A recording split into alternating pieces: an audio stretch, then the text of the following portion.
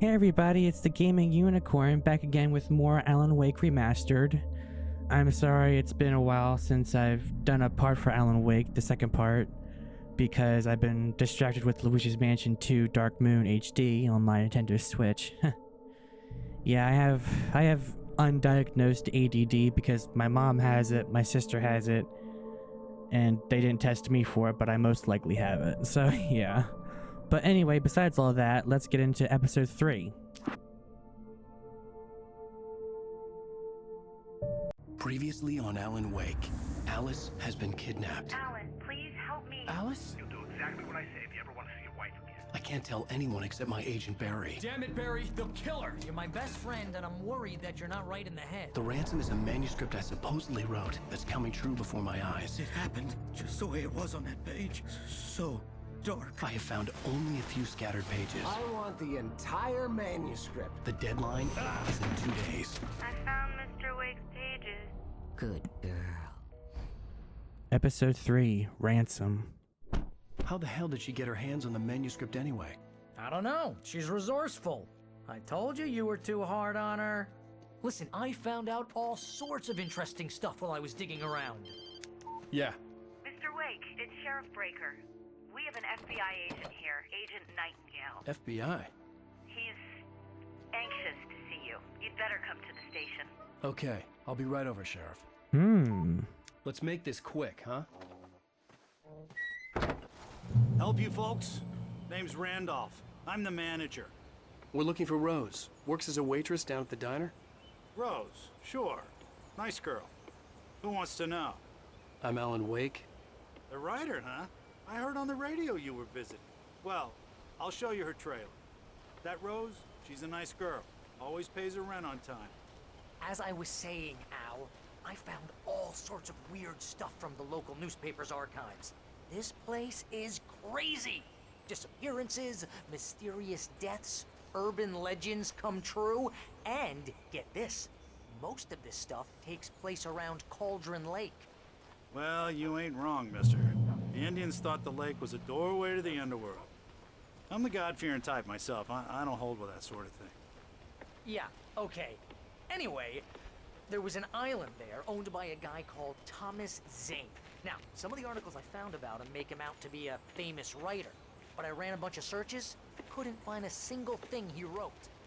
Zane was heavily into diving, so much so that the place came to be called Diver's Isle. But the volcano under the lake erupted in 1970, and Zane went down with the island. Yeah, how about that? It was there in the morning, as if it had fallen from the sky. But it would take a tornado to lift something like that. We're damn lucky it didn't crush any of the trailers. Come on, mister. I'll take you to Rose's trailer. All right.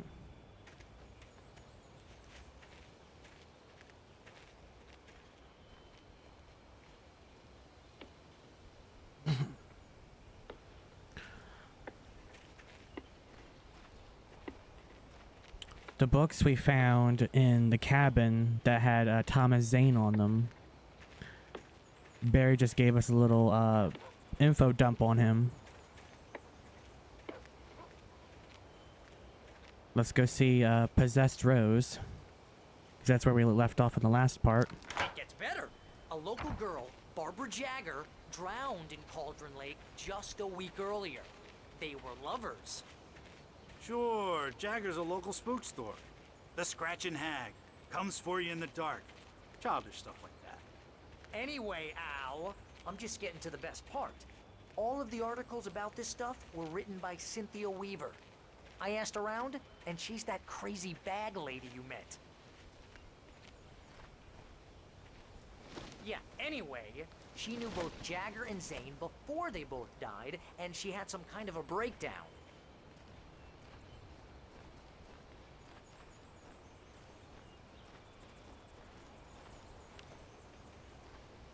Barbara Jagger will come into play real soon.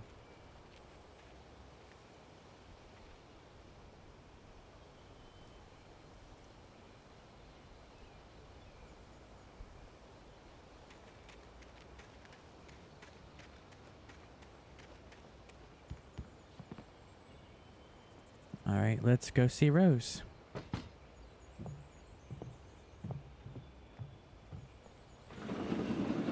come to... Oh dear, Mr. Wake. I'm so glad you're here. Rose, you have my manuscript? Oh. Oh yes. Yes. Please, come in. Hey, this is really good. Rose, Yes. my manuscript. I really need it. I understand. I know what you need. A muse to inspire you. Oh, for Barry. She doesn't have anything. Yeah, hey, Al, what's... Oh... Barry! Night, night. What? Night, night. What?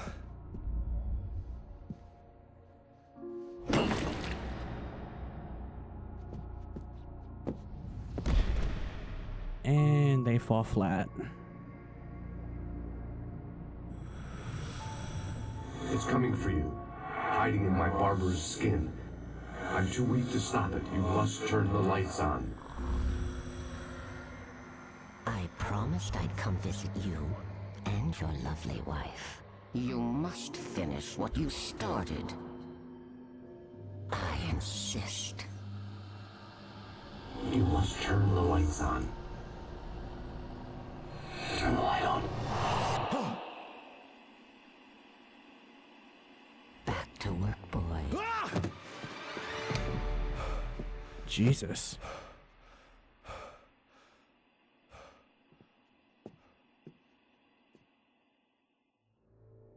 I felt nauseous, hungover. Only anger kept me going. I can't tell reality from dream anymore, but it seems I have an imaginary editor to help me. She's an old woman in a funeral dress. I call her Barbara Jagger. She's very strict. I'm writing faster and faster. My manuscript is being heavily revised. The edits are getting very aggressive, and each day there's less of me and more of her. I hate it, but I know she's right. I don't think she promises is. me I can save Alice this way. She knows more of this than I do. About the complex incantation I'm attempting. About this place. She's worked with another writer under similar circumstances, Thomas Zane. The genre of the story seems to be shifting. It's turning into a horror story. I'm getting close. I can feel it.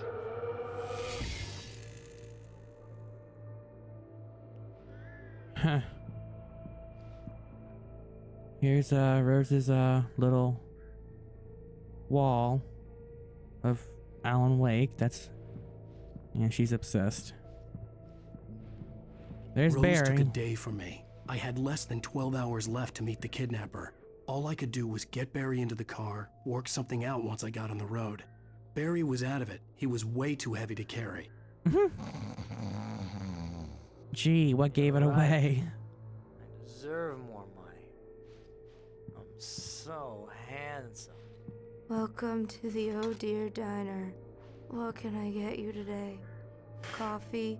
I couldn't work up much hate for Rose. Something had used her to get to me and left its mark. First refill is free. Milk and sugar on the counter there. Would you like to hear today's specials? Thank you. A nice day. Come back soon. Poor Rose.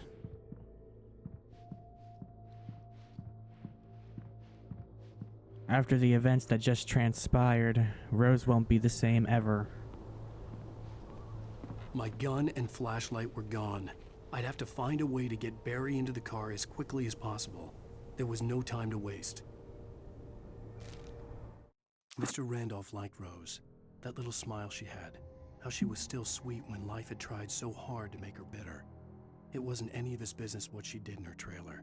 But those strangers, the writer and his smart-ass sidekick, looked like trouble. And they'd been in there for hours, way past her normal bedtime.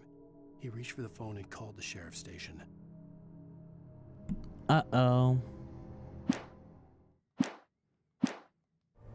I have a feeling we're gonna have a run-in with the police.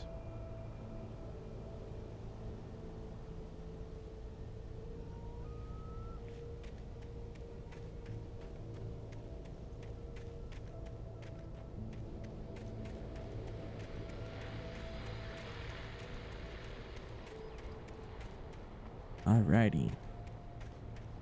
Back into it.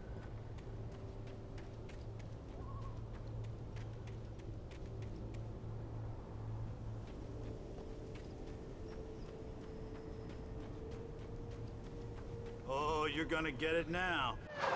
Uh-oh. God knows what you've done to that poor girl. This is Agent Nightingale, FBI! Get him up, Hemingway! You're under arrest! You move a muscle, I'll unload right in your goddamn face! Stay right where you are, Slane!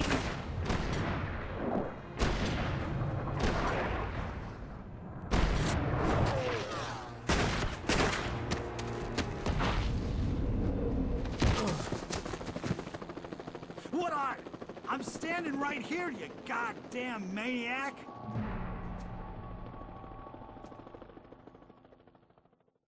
I hated to leave Barry behind, but there was no way I'd miss my appointment with the kidnapper. Give it up, Mr. Wake. Come on. Make it easy on him. Once again, I paused the game so I can talk. That Nightingale fellow, yeah, remember him because he's gonna come back in the second game in a huge way. Trust me on this. It caught my look, God, it caught me by surprise. Yeah. Oh, run! Run! It's the police, run! They found my stash. Fuck!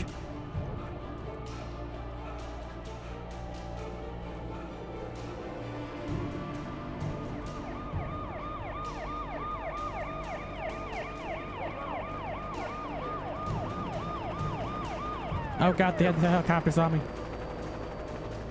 Yeah, the helicopter's on me. Hold on, wait, let me see something real quick. Pass under the bridge, make a few turns. Alright. There! We have the suspect in sight! Okay, men. Keep your eyes peeled. He's gonna try to make it through here. Oh, damn. Man out! No! Stop! God damn it! Where did he go? These guys are idiots. Huh. Yeah, I slipped away. Or maybe you're just not bright enough.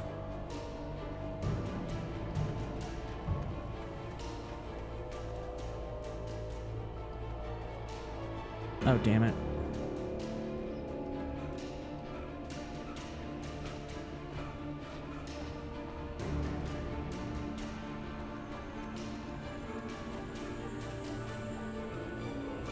There it is.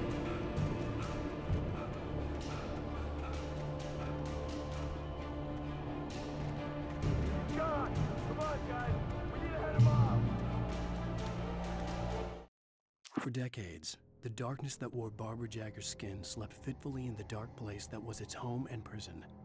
It was hungry and in pain. It dreamed of its nights of glory when the poet's writing had called it from the depths and given it a brief, terrible taste of power and freedom. The rock stars had stirred it from the deep sleep the poet had sunk it back to in the end. When it sensed the rider on the ferry, it opened its eyes. Uh-oh. That's not good. That's not good at all.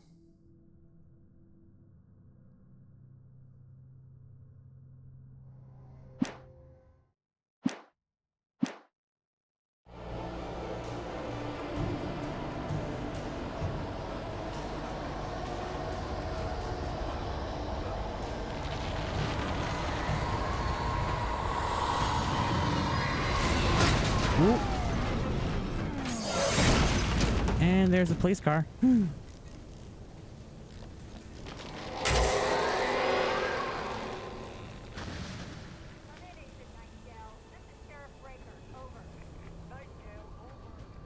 Oh, there's a page.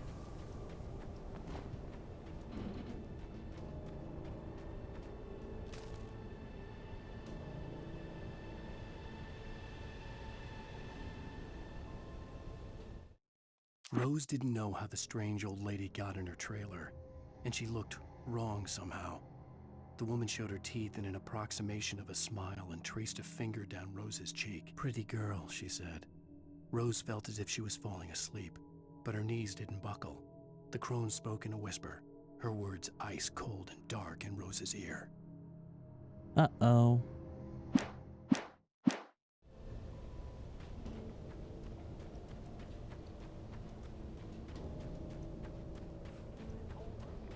Right where you are, Agent Nightingale. I'm on my way. Out.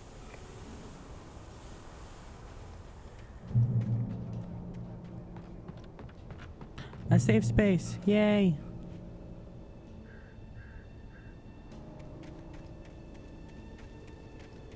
Alrighty.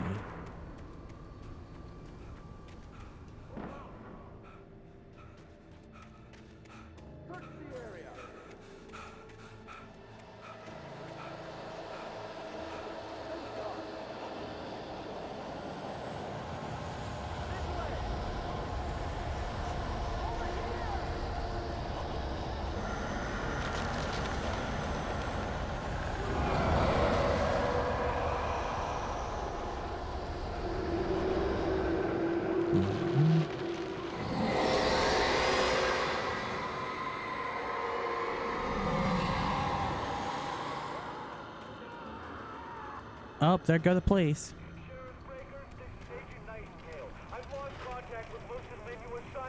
This horror was everywhere I went, circling me. The cops didn't stand a chance. They were after a writer, not a monster. He wears a tweed jacket. I don't know yet, but I'm not in the habit of jumping to conclusions. That tends to come back and bite you in the ass. Out. She's right about that.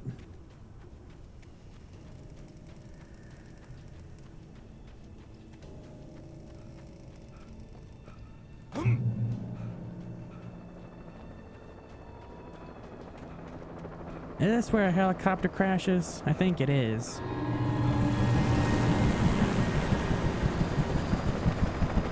You on the ground. Hold it right there. There's nowhere to run. Freeze! Get him, birds. Thank you. Ow. Here they go.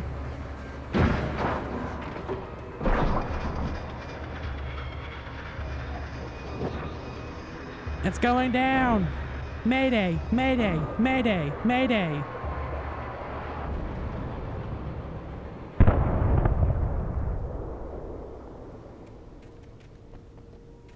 Time of death, 7:46 p.m.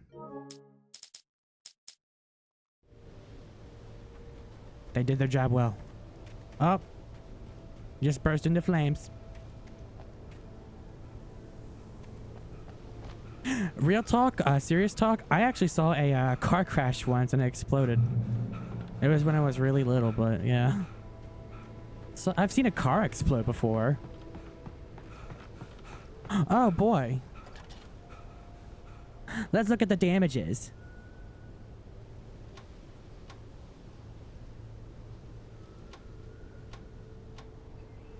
Yep, there's the plane. And there's Stucky's gas station. We were there in the last episode.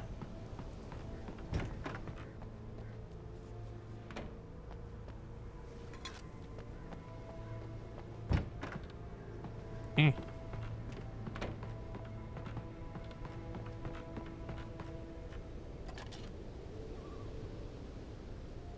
I could see the lights of the radio station in the distance. Hey, there it is. That's where we gotta go.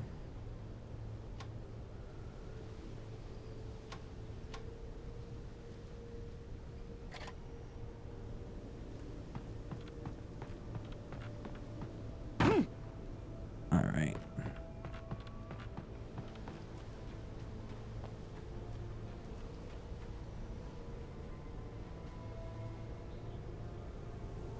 Alright, let's just... I have my little manuscript page guide pulled up. That's why if I, like... It sounds like I'm drifting from the mic, I'm looking at the my other monitor.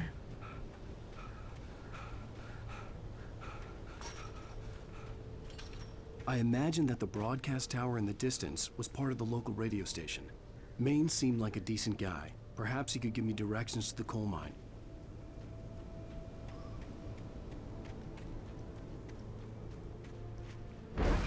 Oh no. Unnatural shadows clung to the gate. The darkness that was after me was trying to stop me. I wouldn't get through without a light. There was no power to the searchlight.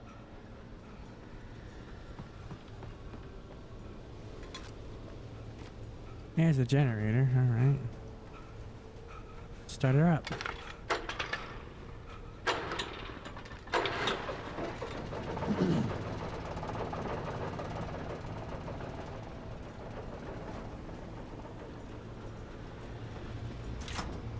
Alright.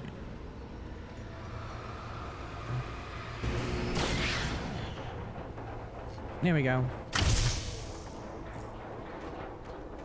I killed a gate. Yay. Alright.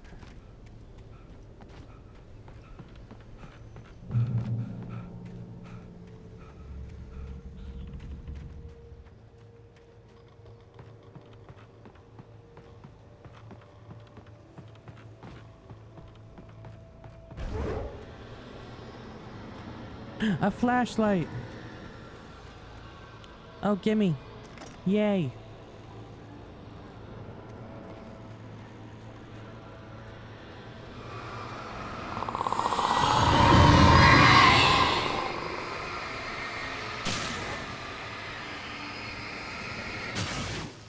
Killed another gate.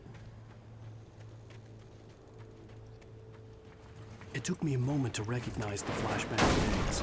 They were an ideal weapon for my situation. Team 1, come in. Over.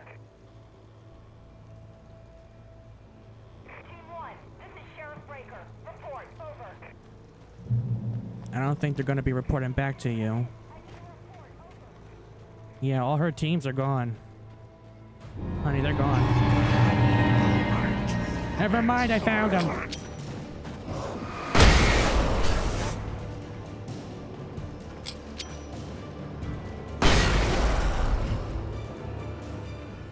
Well, there's team 1. Where's team 2?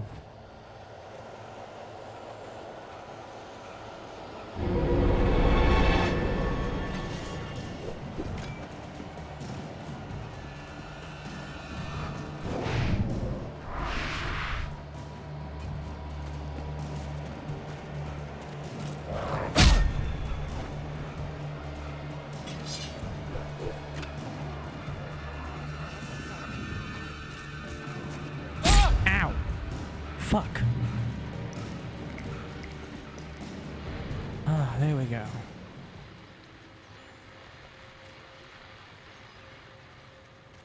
If you go into like a safe space with light.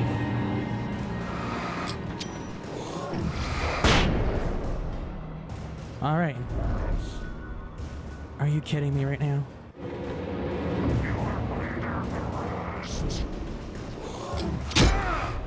Here's team 3. Hello, boys. Bye, boys. With a page. Touched by the dark presence, Rose was lost in a dreamland where everything was drawn in black and gray crayons. The old lady had promised her that all her wishes would come true. She would be Alan Wake's muse. She was smiling so hard it hurt her face. She crushed a bottle full of sleeping pills into the coffee. Deep down inside, she was screaming in terror. Damn. Yeah, Rose was possessed by the dark presence and she drugged us. Yikes.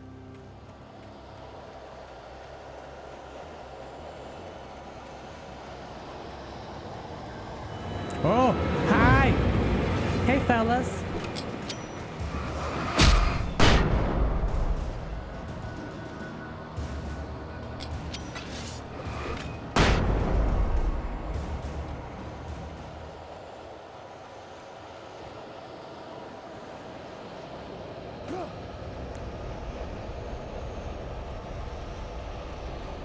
Just running through the woods, using flashbangs. Nothing to see here.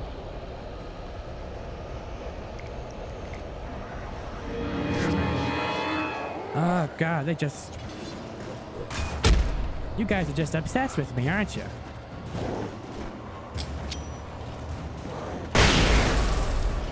I'm flattered, really, but keep your distance.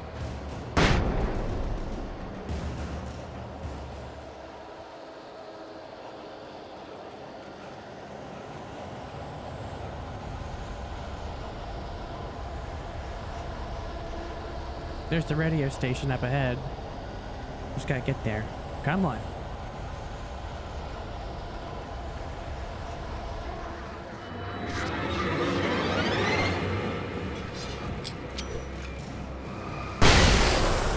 Die!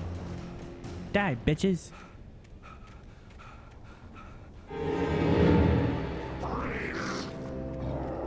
No! You freeze.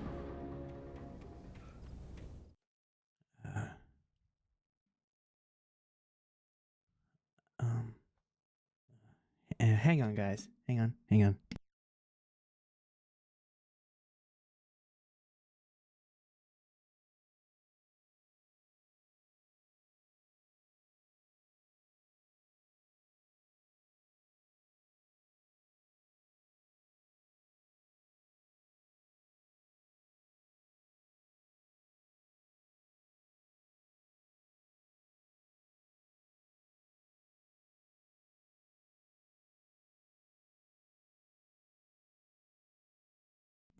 Sorry about that. I got a text on my phone.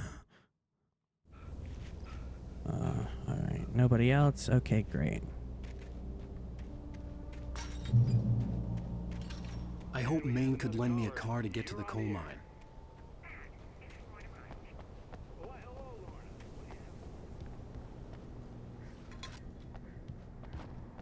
No pages. Nothing like that.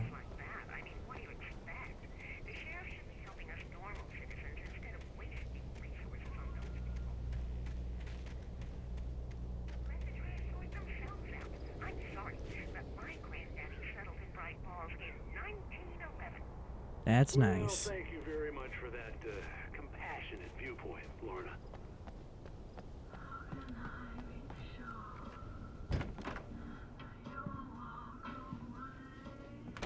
The Night Owl. All night, every night. The voice of Pat Maine. I'm a night owl too. And there's the early bird. Surprise! The famous writer Alan Wake just walked in, folks. I'm gonna see if I can talk him into an interview. Come on in, Mr. Wake. Oh, I'm so glad you could find the time to do this, Mr. Wake. I don't think so, hon. Nowhere to run now, Dan Brown. You back away from me. Don't hurt her. Whoa. Everyone calm down. Put the gun down. We're all friends here, right? Cool your jets, Nightingale. We got him. Judas Priest! What the hell's the matter with you? There's a civilian in there.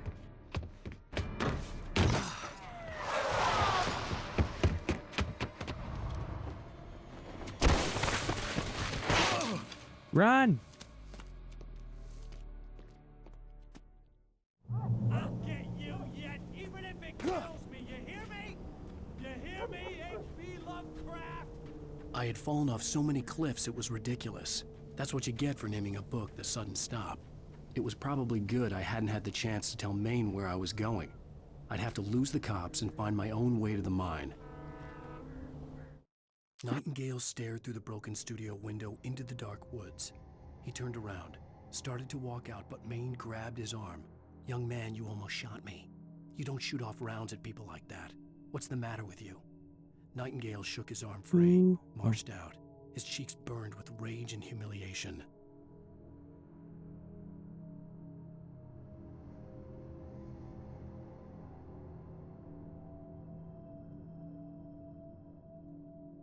There we go. Sorry, I thought I was muted for a sec. That's why I was like, ooh, a little bit. Yeah, sorry about that. I didn't mean to interrupt.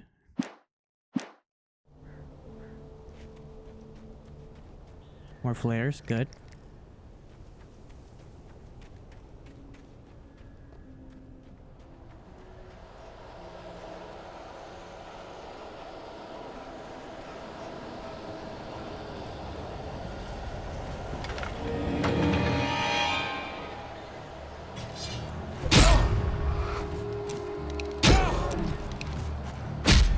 Ow. Ow! God damn it! That wasn't on purpose. I was trying to use a...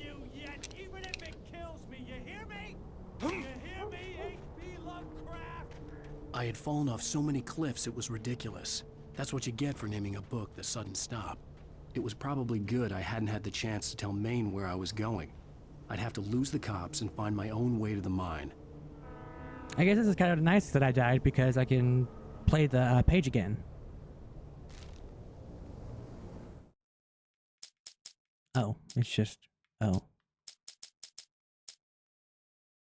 Nightingale stared through the broken studio window into the dark woods. He turned around, started to walk out, but Maine grabbed his arm. "Young man, you almost shot me. You don't shoot off rounds at people like that. What's the matter with you?" Nightingale shook his arm free, marched out. His cheeks burned with rage and humiliation. All right, there we go. All right, let's move on. Things get a little tougher because it's not just gates being possessed now. It's fucking pipes and shit. You'll see soon enough.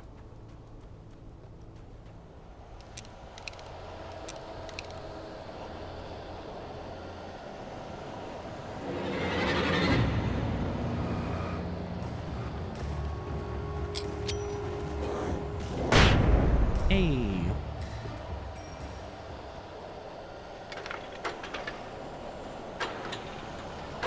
There we go. Without dying this time.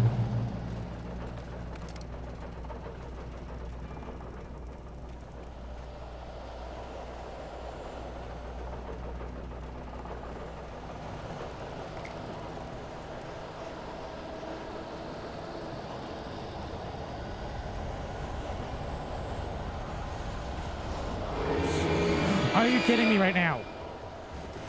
Ow!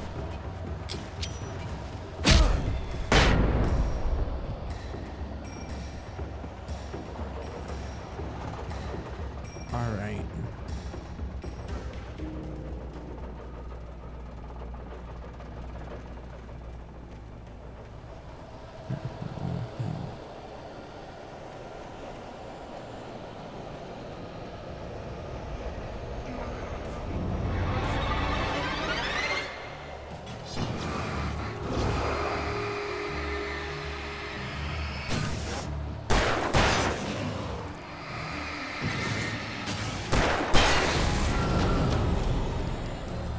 Bitches.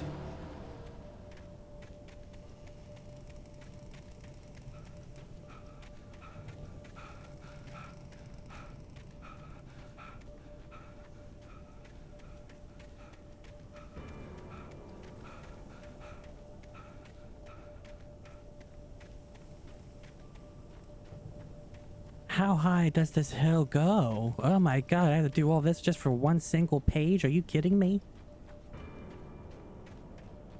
Because it's, I'm literally looking at the thing on like IGN. It says, after the generator safe zone by the junk truck, the path will fork, go up the long hill, leading to a radio tower. It will be at the base. A murder of crows joins your descent. Oh boy, that'll be fun.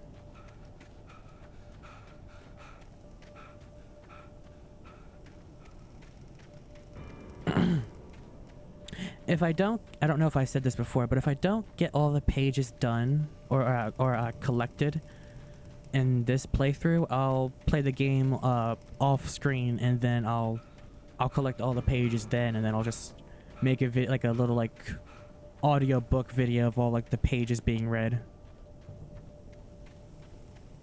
All right, here it is.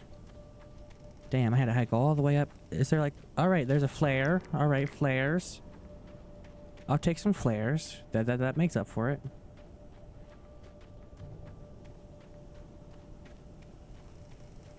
Anything else? Nope. Eh. Man, I scratched my nose.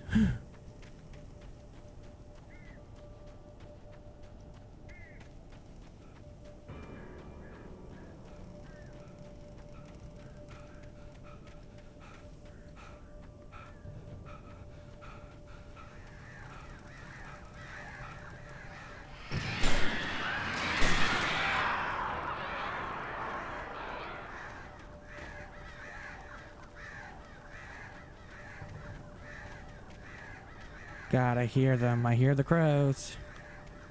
Where are they? Up there. Got him.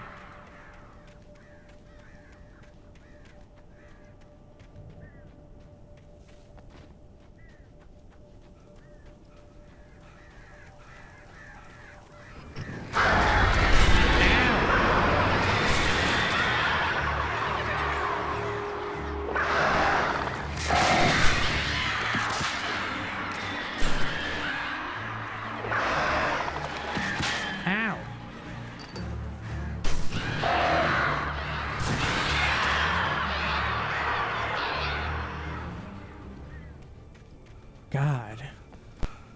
You know, I played BioShock Infinite, and I used Murder of Crows vigor on a lot of enemies, and now I'm starting to get a taste of my own medicine. Yeah, karma's come back to bite me in the ass for using Murder of Crows in BioShock Infinite.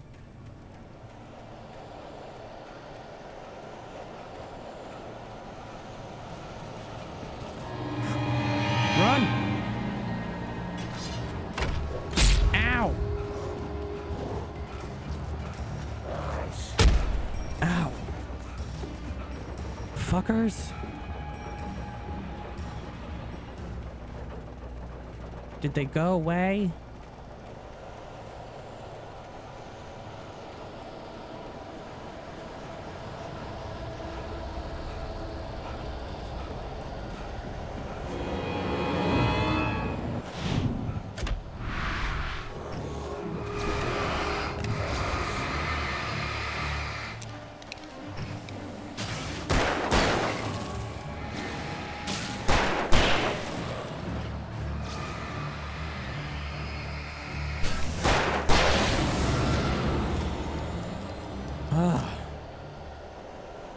I hate it when they do that.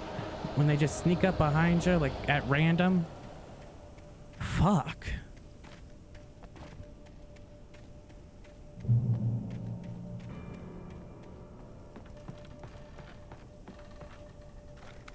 Oh, a shotgun. Oh, fuck. Hello, boys.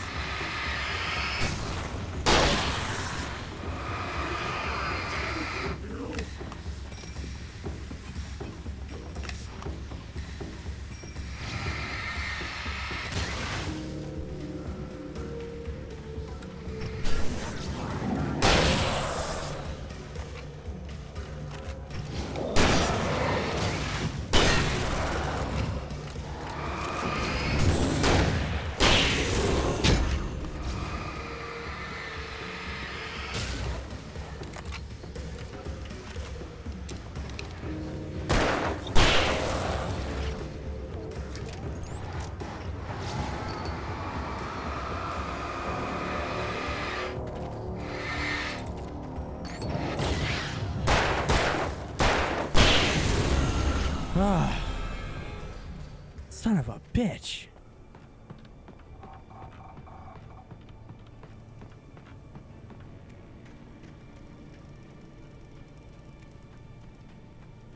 I see a page. And it's probably gonna be a trap.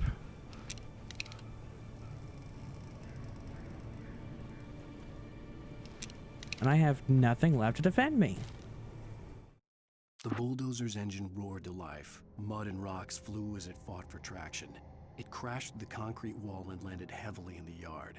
If it were an animal, it would have shaken its head after the impact, fixed its eyes on me, and charged. Of course, it had no head, nor eyes. Shadows crawled on its form, twisting it into a monster. Then, it came for me.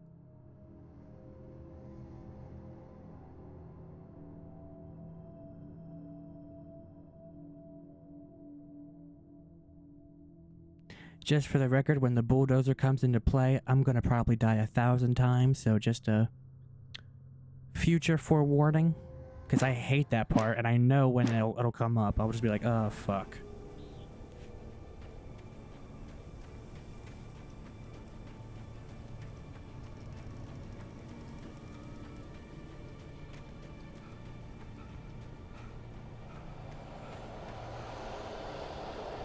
God damn it.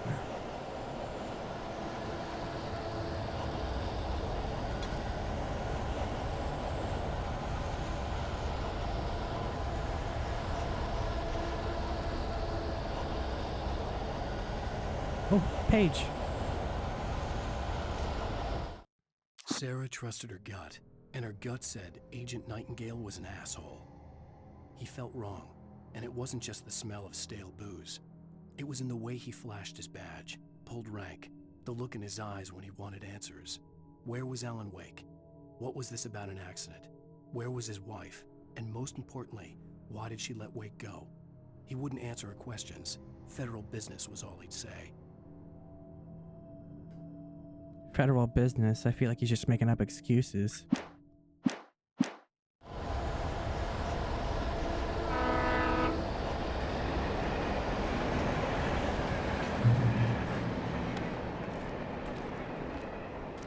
Ah, there we go. There we go. Much, much better. Cocked and loaded and ready to go. Hello? The most stubborn man I've ever met. Alice? Alice?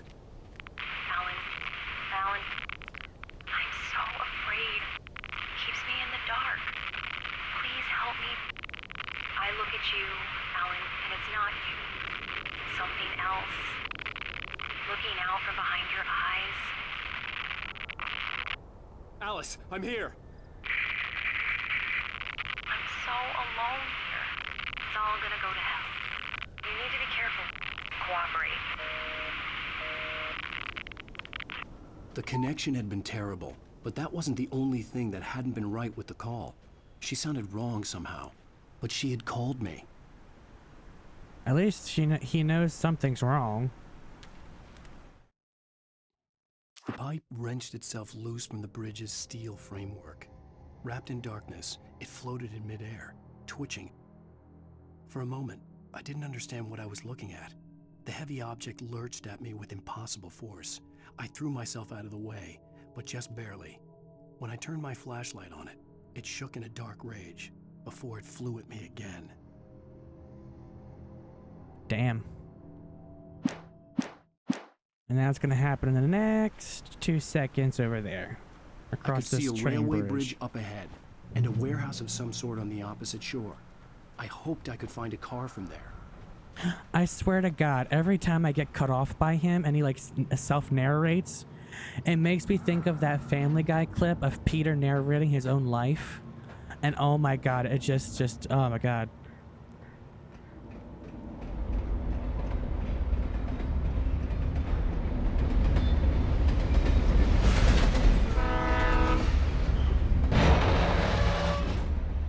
Seriously, look up Peter Griffin narrating his own life. It's funny as hell. The darkness that was pursuing me was growing stronger, and it was taking over everything in its path.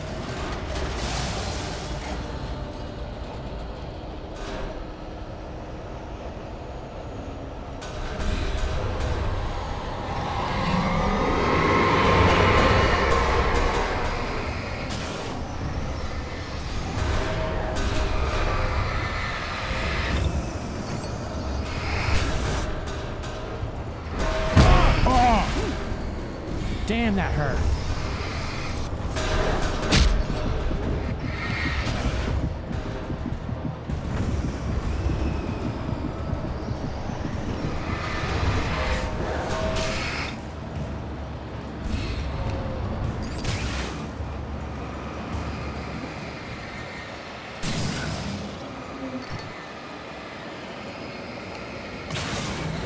Ah.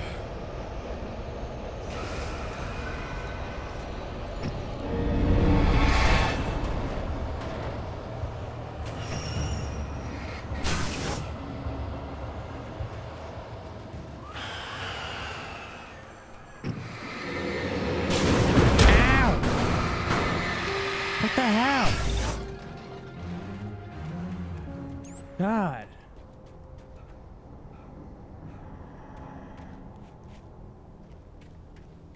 What the fuck, man? Are you gonna come to life too?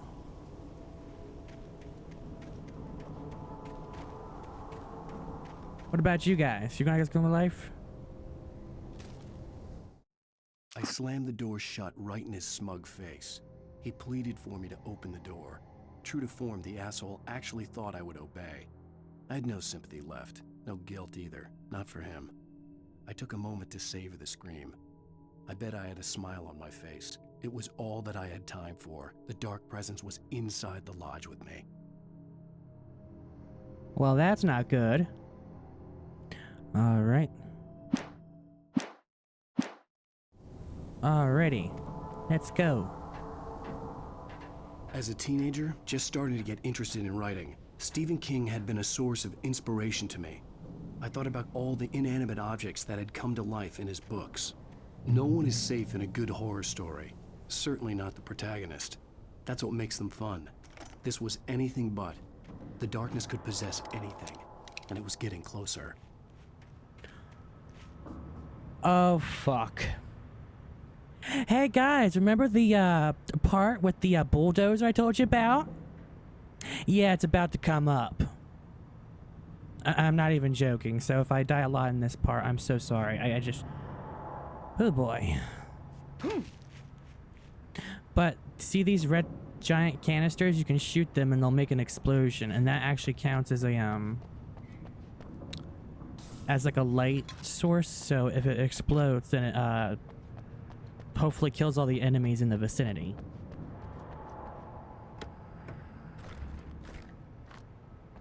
Once I press this button, it's go time. Oh my goodness, how did I not know that was gonna happen? Oh my goodness. Guys, it's crazy. It's almost like I predicted this.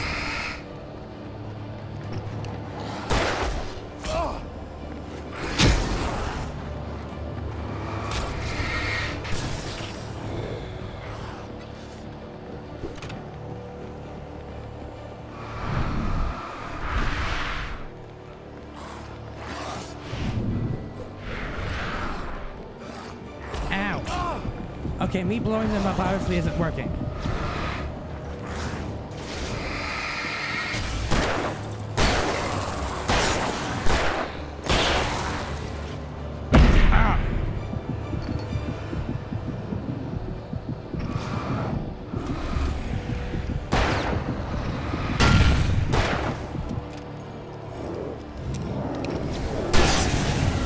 Ah. God, I was panicking right there for a second. Jesus Christ. Could you tell?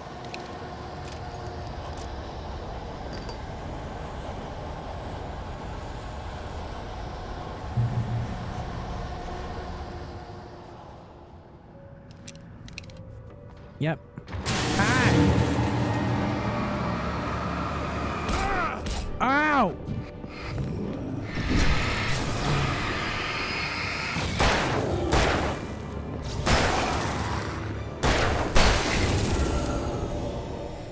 Rat bastards, what the fuck? Okay, everything's loaded. Okay, good, good. God. Light. In light, you can hurt them. I know.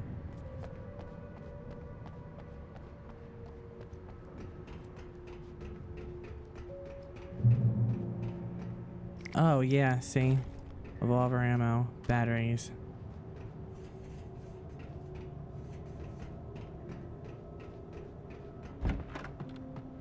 Yep.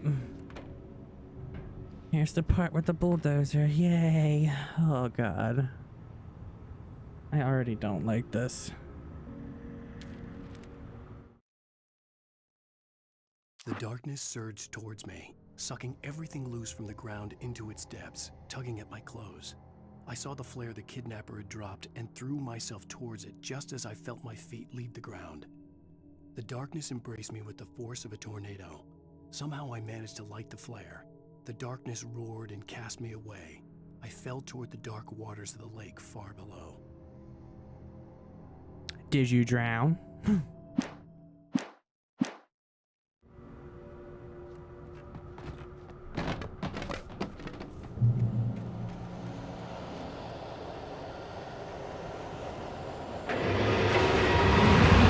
Oh God, there it is. Oh God. And look. Ugh. Oh God, I hate this part. I hate this part. I hate this part. Stay away from me. Ah!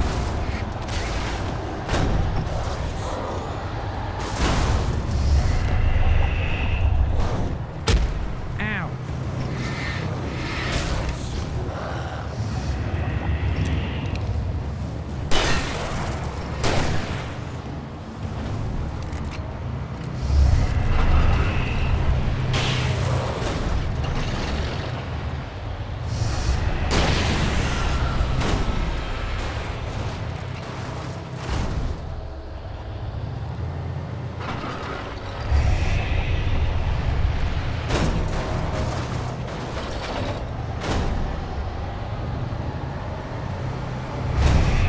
This thing. Oh, thank God. Oh my God, there's more. No.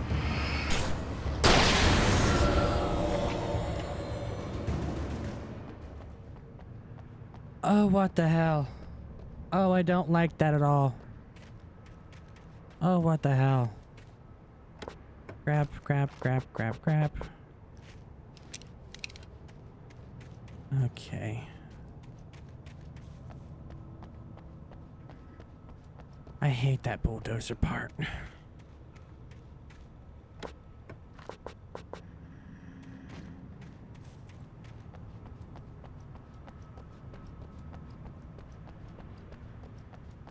Let's just go. Let's go. Oh, okay. I didn't mean to. Okay. I got batteries. I meant to press the button, but I got batteries, so I mean, I guess that's not bad.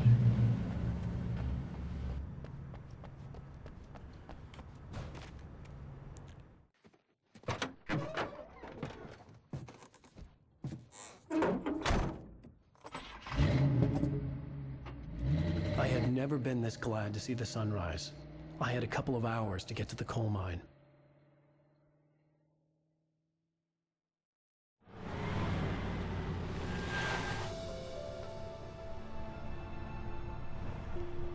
The coal mine wasn't far now.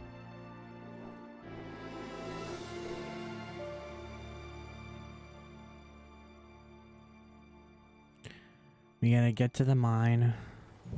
Oh boy. Today, I would meet the kidnapper, and he would give me Alice. I wouldn't give him any other choice. A drowning man will clutch at a straw. Welcome to Bright Falls. How quaint.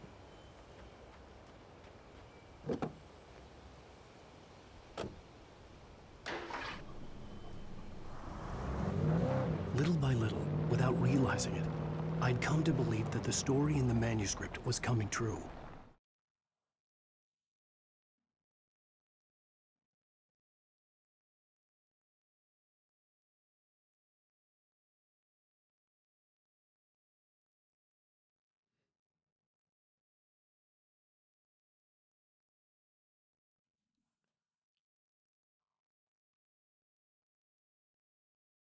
Stop by the Red Mill building. The current of its narrative had taken me deeper and deeper into dark waters. Alice had been taken from me. Barry was probably in jail. I was a fugitive from the FBI. The whole world taken over by the dark presence was trying to destroy me. It all felt real, but it matched a textbook case of insanity. Is that so, hon? And I'm sorry I paused right there for a second. I was looking at the little walkthrough I said I had pulled up.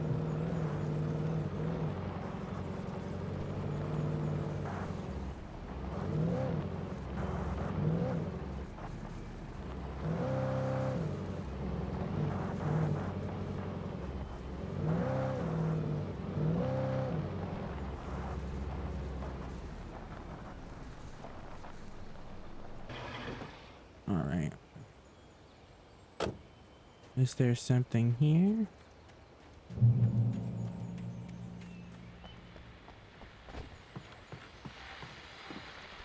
Nothing except the radio.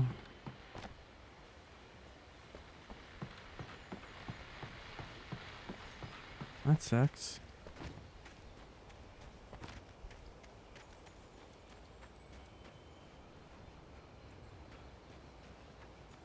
Alright, let's get back in the car.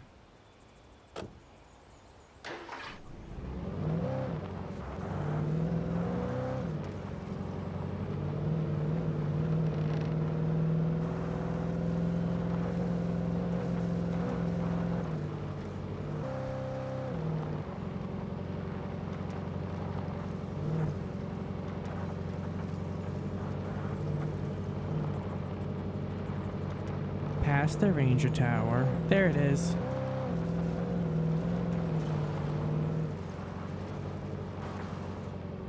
Oh my god, I was sliding all over the place. Oh god.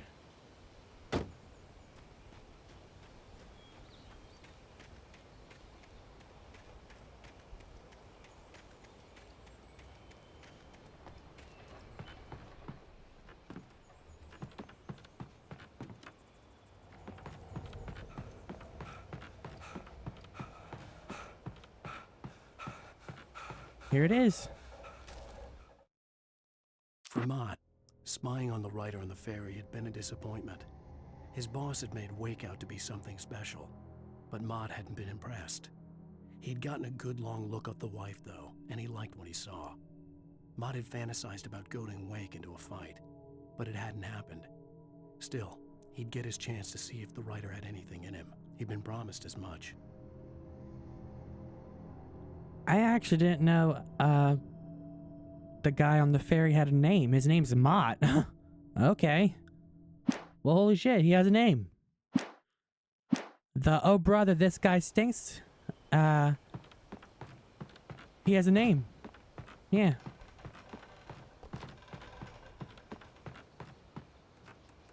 I thought he was just some random motherfucker, but nope, he has a name.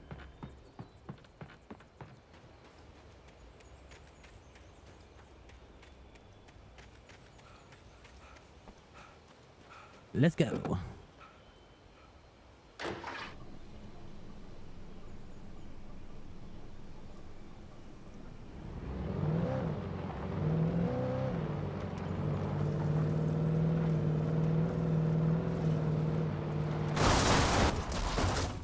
Ooh. Okay, yep, okay. I'm glad I did not fall off the edge there. I'm just gonna take it slow. I was early. I was supposed to meet the kidnapper at noon in the main building. The coal mine was quiet. It was a museum now.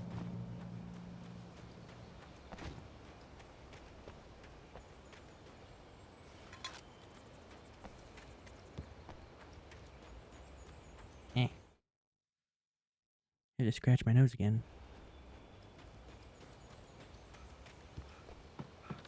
Oh.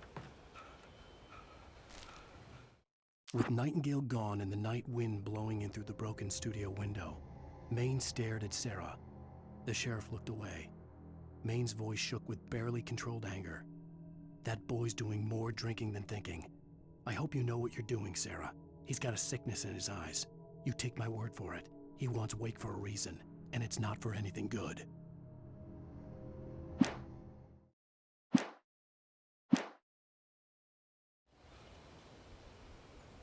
Alrighty.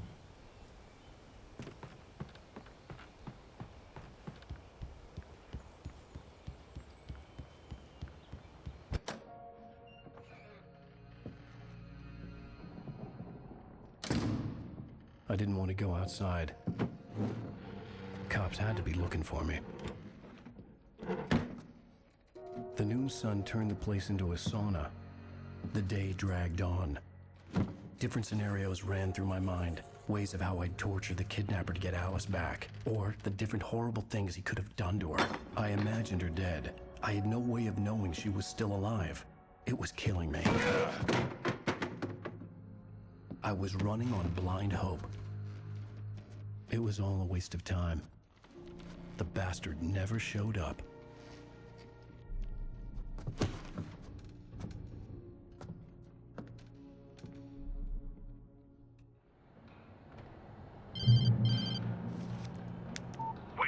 Where the hell are you? Change of plans.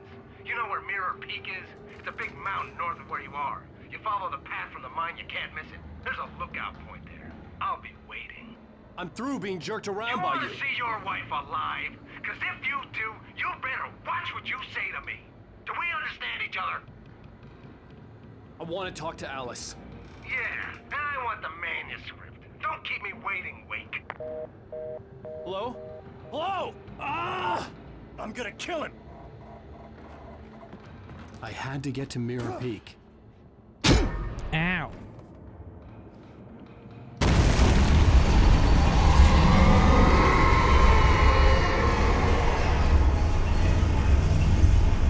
It was close. Maybe closer than ever before. Alrighty.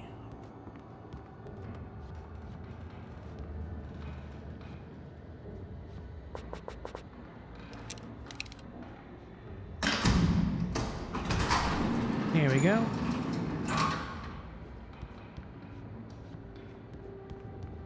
Caution. No.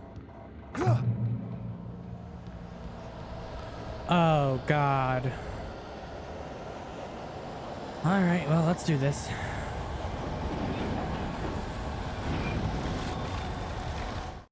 When Thomas Zane fell for Barbara Jagger, it happened fast. She was young, vibrant, and beautiful, full of life. He had never been a very happy man, and without any seeming effort, she had changed all that. Zane felt good for the first time in his life. Everything she did was another piece of a jigsaw puzzle he hadn't even known he'd been missing. And best of all, she made the words flow, strong and sharp. She was his muse. Alrighty then.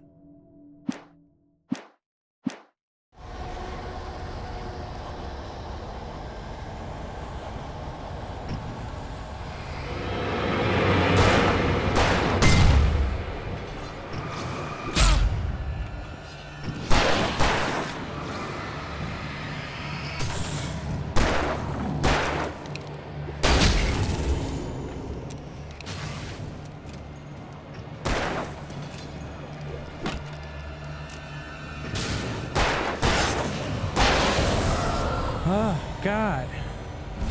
Oh, my God, come on.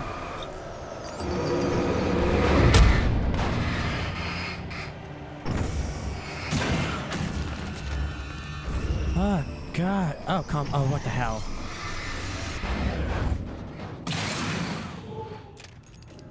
Literally everything wants to fucking kill me. What the hell?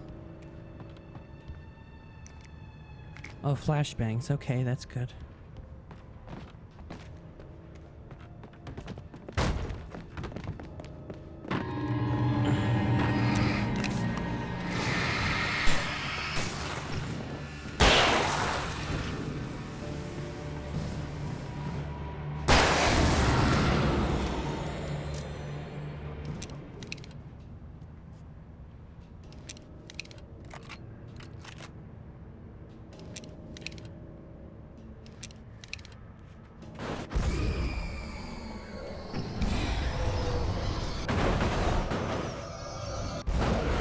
Oh, God.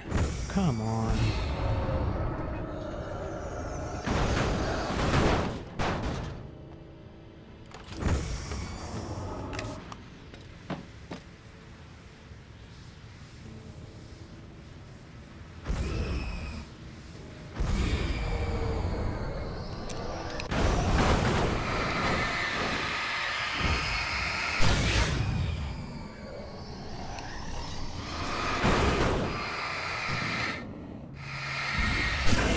There we go. Jesus.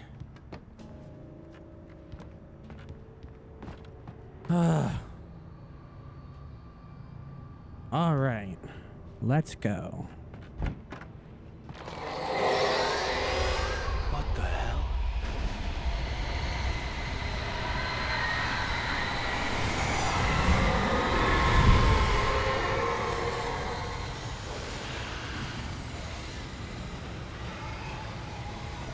It's the demon tide from Kingdom Hearts 3.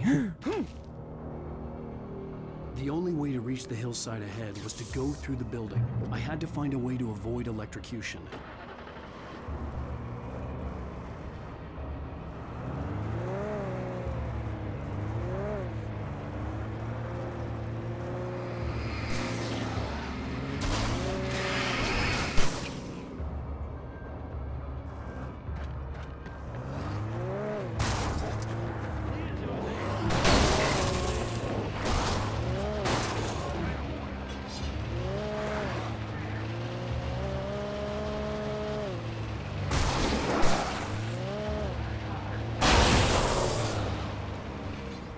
Come here.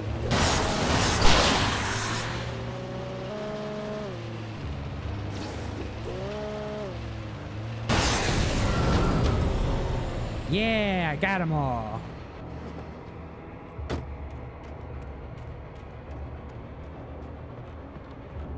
Ran the fuckers over. Oh, thank God, a flare gun. Okay, loaded, loaded, loaded. Okay, cool. And everything goes dark. Oh, great.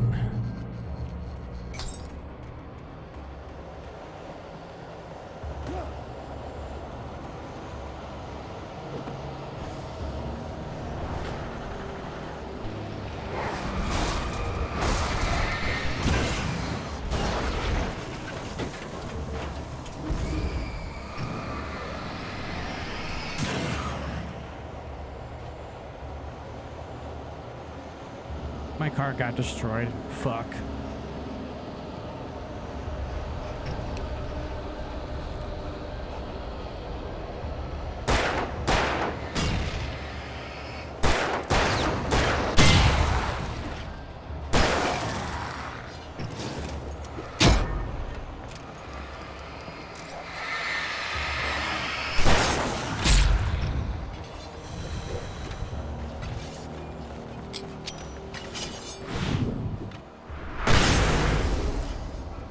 Oh, damn, that was nice.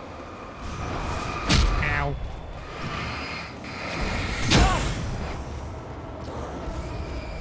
Run.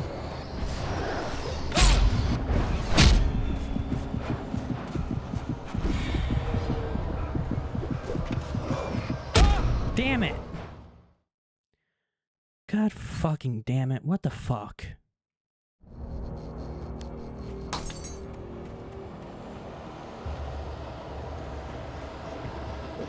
We're just gonna run.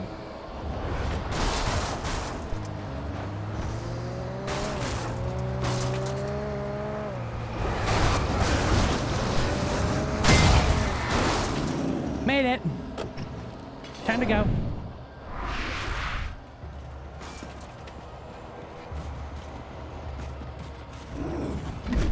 Sorry, boys, I gotta go. I have a hot date.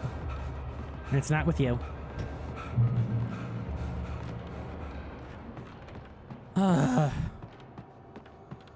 Let me guess, there's more of them? There's more of them? I knew there was gonna be more of them.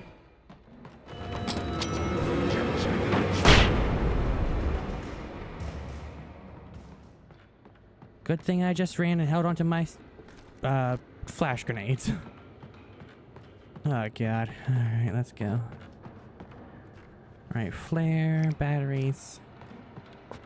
Okay, can't pick that up.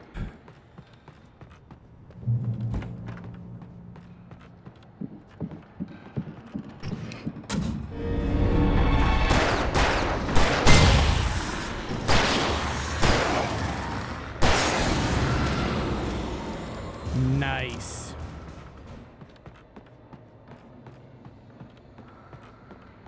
Alright, is there anything around here I can use? Besides the gas tanks. No?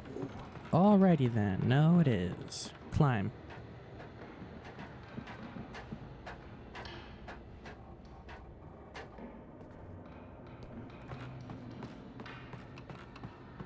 Here's a random red chair.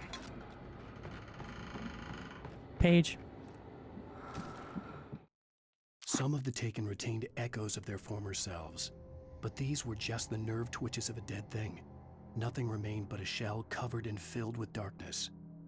In most cases, these puppets were enough for the purposes of the Dark Presence. But for anything more elaborate, as with the writer, it was different. It needed his mind. And so rather than taking him over completely, it merely touched him. So, Wig is basically just a pawn.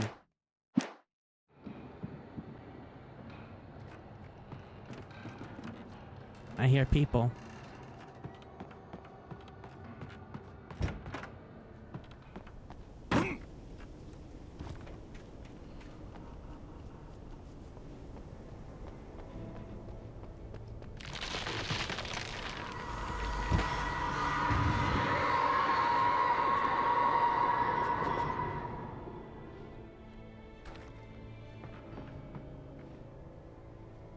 Press the button or pull the switch. Alright, there we go.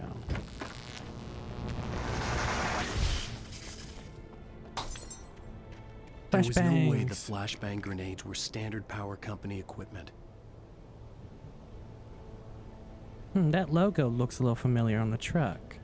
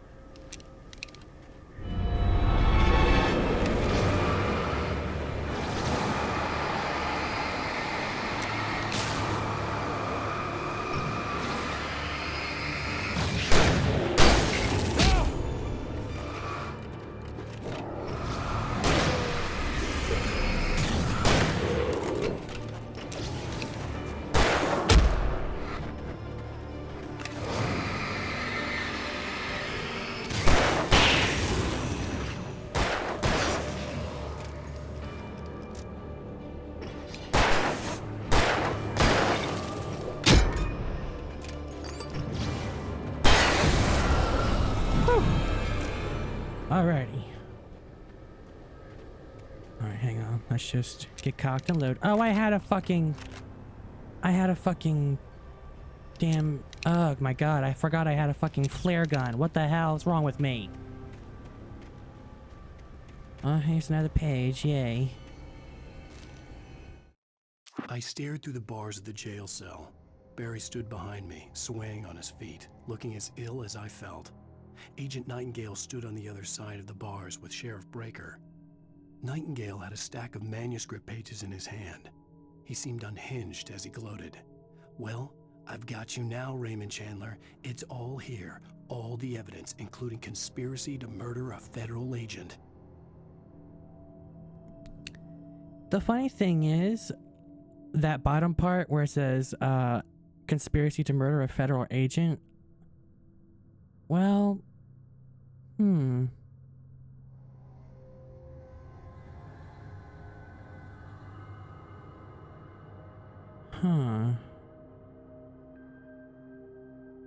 Because, yeah, Wake was never trying to kill,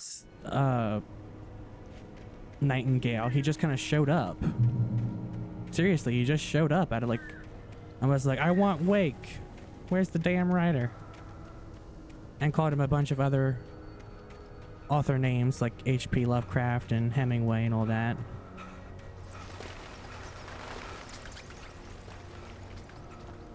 Oh, a box. Oh, thank God. Gimme. Okay.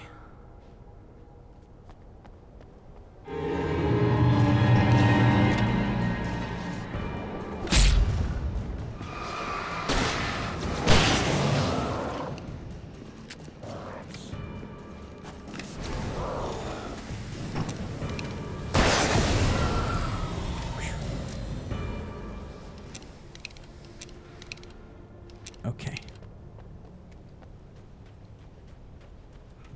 All right, let's go.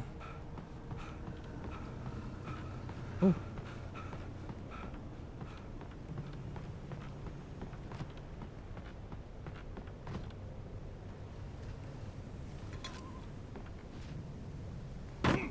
Ow.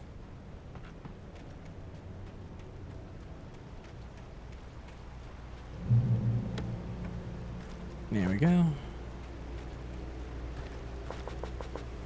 All right. I had no real plan. I was going to give the kidnapper all the manuscript pages I had for Alice. But that wasn't enough. I'd hold him at gunpoint and make him talk. Yes.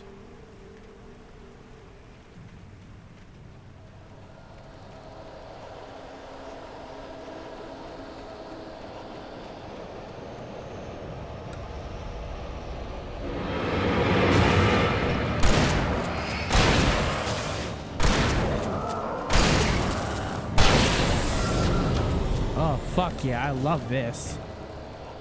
Just had me another gungasm. Like in Crow Country. Fuck yeah. Alright, where do I go? This way.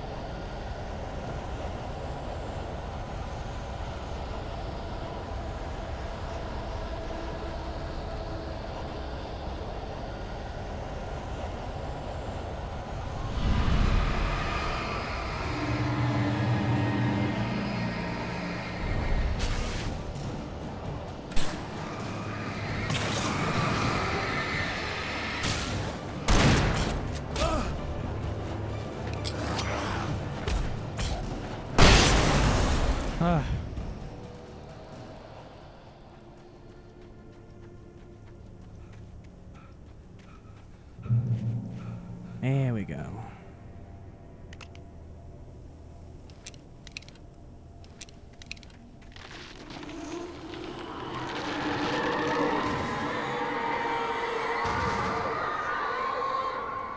The dark presence was moving ahead of me in the same direction I was going. A cold feeling settled itself in the pit of my stomach. Was it going for Alice? Bunch of... Oh. And you may cause my death. Oh god, it's one of the fast fuckers. No, no, no, no, no.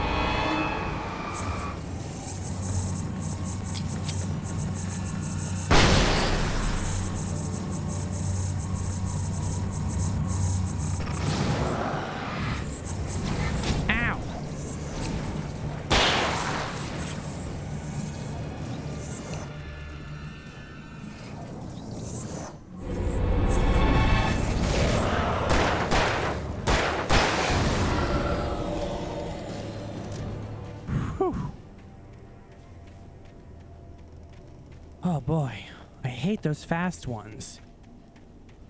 God, and they never stay still long enough for you to aim your flashlight on them. I hate that.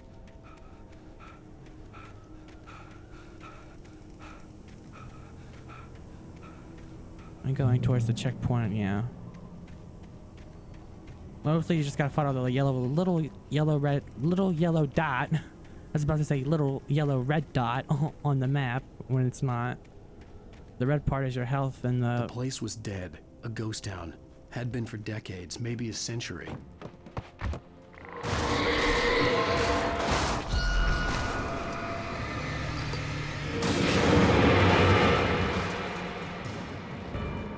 Run! A page!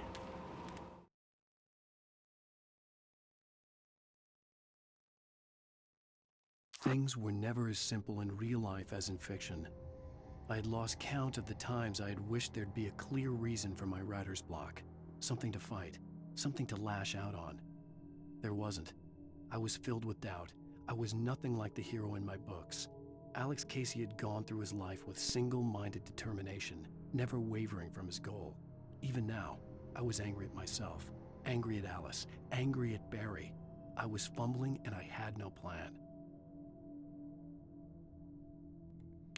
If you're angry at everybody, maybe you should, you know, get that checked out. And besides, why is he angry at Alice? Like what the hell did she do? I mean, yeah, I know she dragged him here, but she was just trying to help him. God. God forbid women do anything.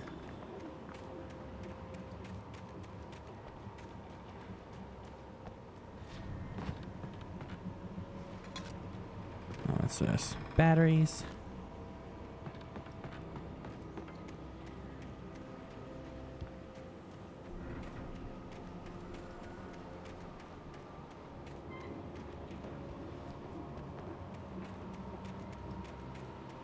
All right.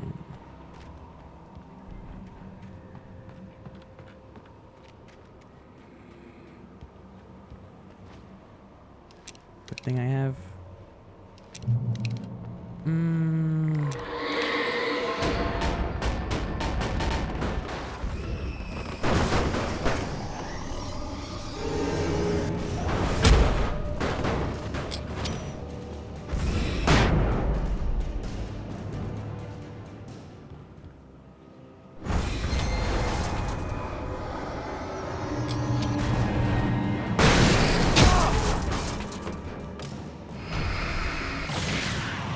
Got him.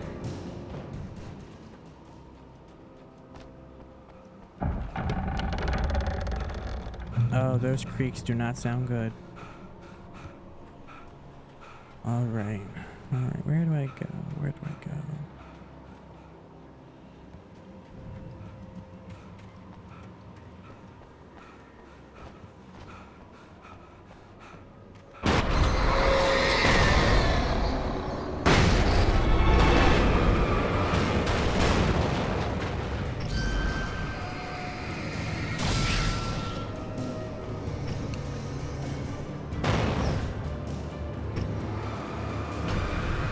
Come on.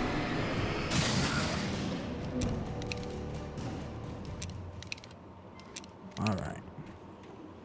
Fucking damn train locomotive tried to fucking kill me. What the hell? And it's sad because I actually used to love trains when I was little.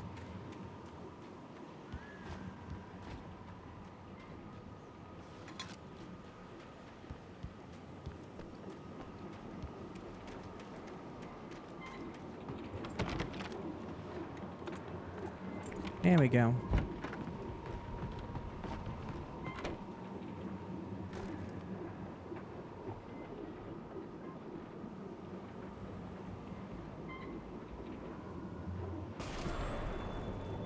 Anything outside of riding is a struggle. I feel ill. I managed to make my way downstairs.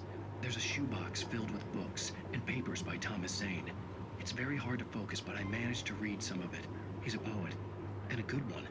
He writes of muses and creators summoning fabulous things from a magic lake, using his powers to shape the world of a realm of gods and dreams and demons, dark things that wait for a chance to slip through, wearing the flesh of men as disguise. Zane writes about himself, his girlfriend being taken over by a dark presence, about growing scared of the lake. Zane believes it's a mirror to the gaping void of darkness above, where some Lovecraftian presence lurks. I crawl back upstairs. I'll borrow these things for my story. They ring true. They fit. I don't know if that's such a good idea.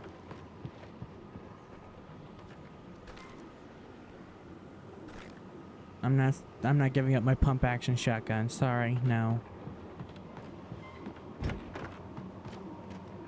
Oh, whoops.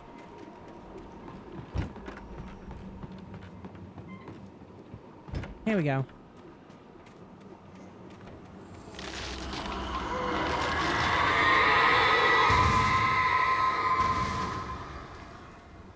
More trees falling.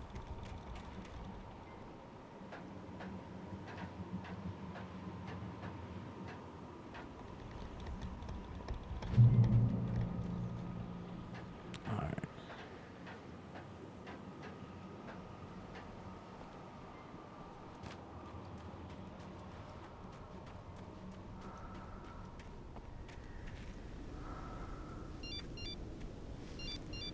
The kidnapper had sent me a text.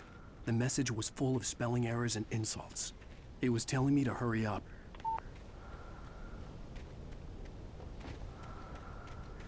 Another box.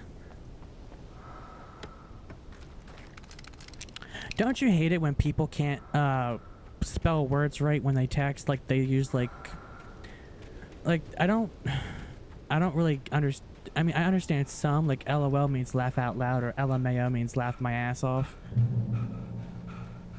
But like some of them I don't know, and like someone will send them to me, I'll be like, what does this mean? Birds.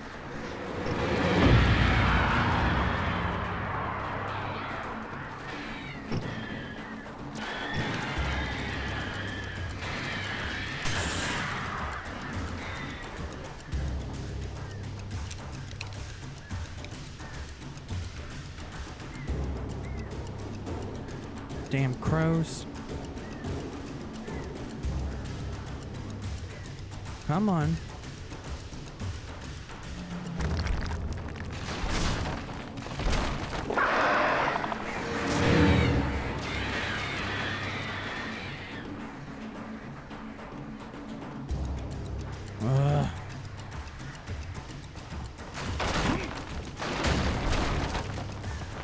Oh, God.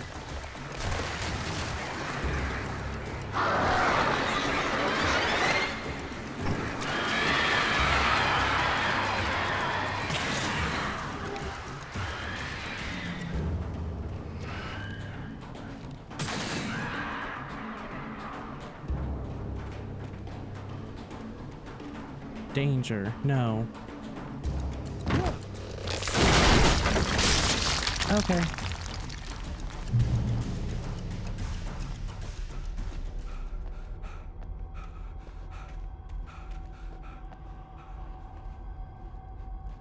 Alright, we're in the mines. Yay.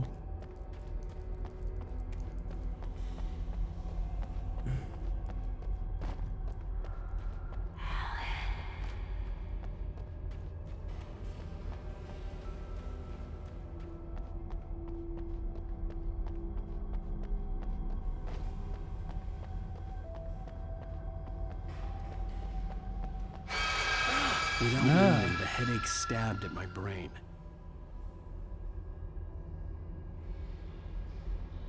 Also kind of stabbed mine because I'm wearing headphones.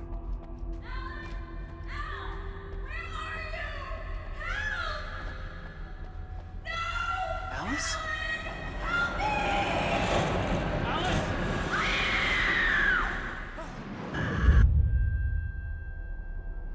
I'm losing it. I gotta get out of here. The hunters were big, thick-set men, confident and at home in the woods. They were feeling good, running on beer, ghost stories, and camaraderie late into the night. It did them no good, as they were taken by the dark presence, sucked deep into a darkness far worse than any ghost story they ever told or heard. Damn. Poor guys. Wait, hang on. Walter fights... I didn't think I read... Danny had stepped out, but what stumbled back in was something else. Something alien. A monster. Walter tried to kill it, first with his fists, then a chair. It wouldn't die. Instead, it kept coming, unaffected by the beating it had taken. After Walter managed to kick it down the cellar stairs, fear took over. He ran, got behind the wheel, gunned the engine. The booze wouldn't make him forget, but he knew he had to try.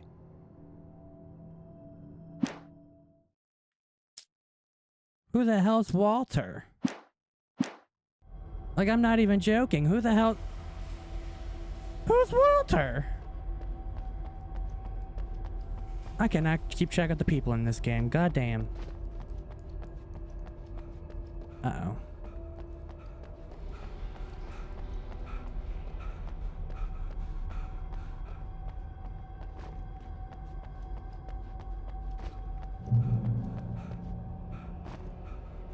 Can't go this way.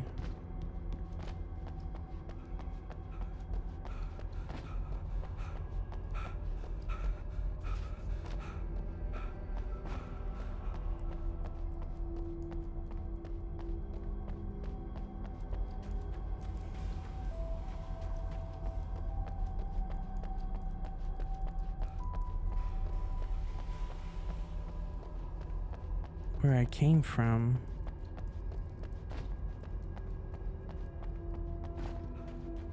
Okay.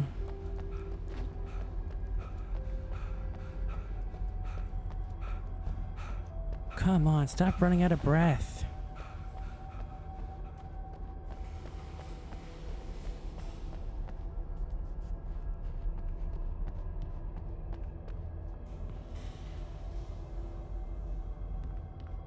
Can't go that way.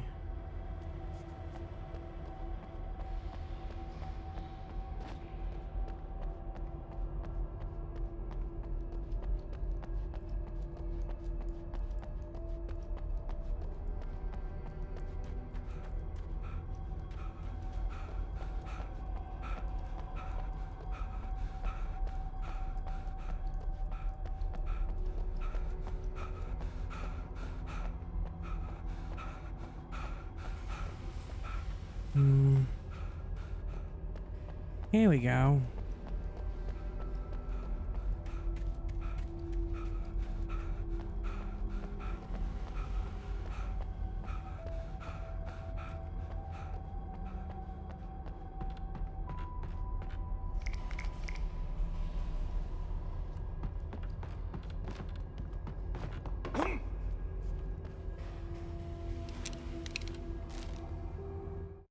Even behind the closed doors and curtains of his grimy room at the Majestic, the local motel, Nightingale could feel the locals' eyes on him, the unrelenting pressure of their judgment. He forced it out of his mind. For all he knew, they could all be under Wake's spell already. You do what you have to do to get the job done. He took comfort from the bottle in his hand. Please, he thought, just let me get through this.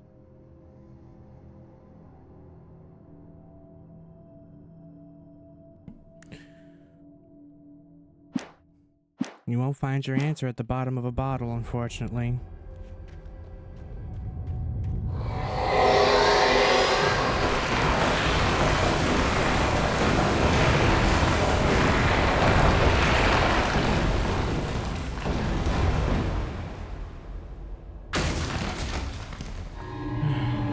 All right, let's go.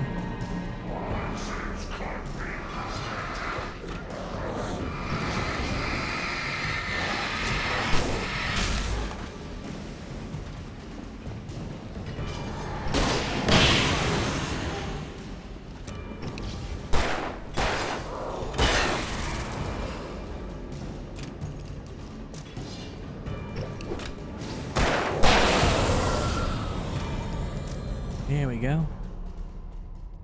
All right. Over ammo.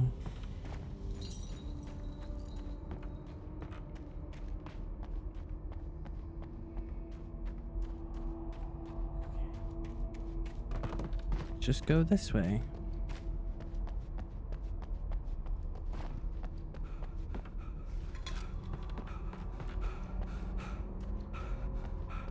All right.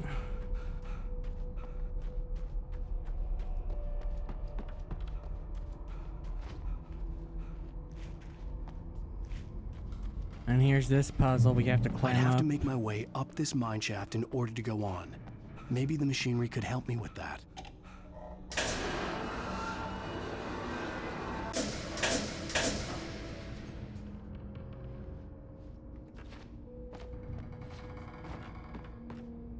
All right, let's climb up.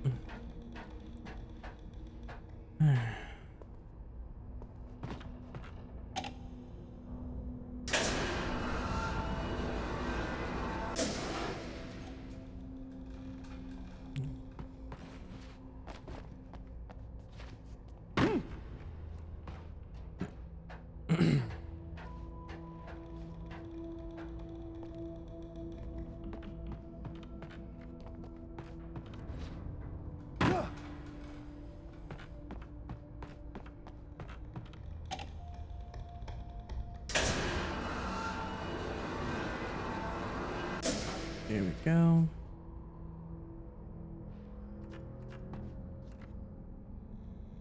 Okay.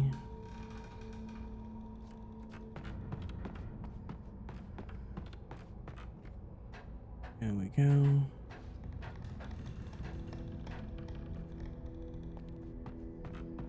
Oh, shit.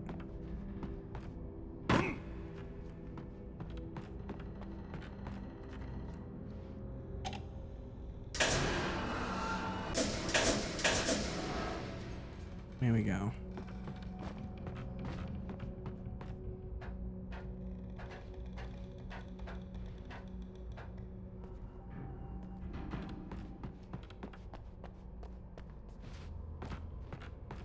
Alrighty, there we go. Now we kick this down.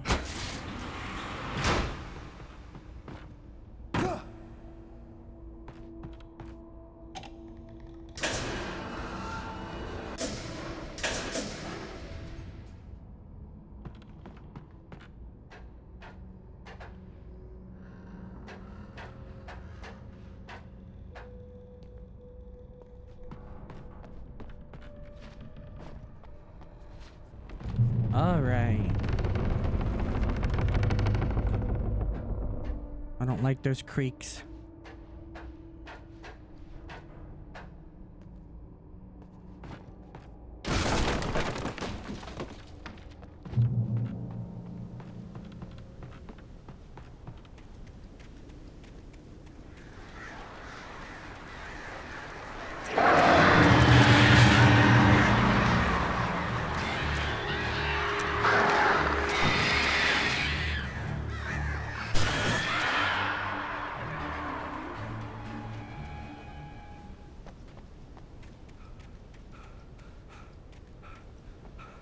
a generator.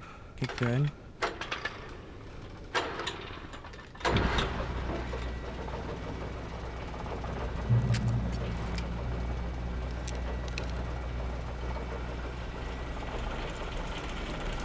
Oh, great. Another cable car. Just great. Yay. Is this where I crash? I'm pretty sure this is where I crash. Yeah. Oh boy.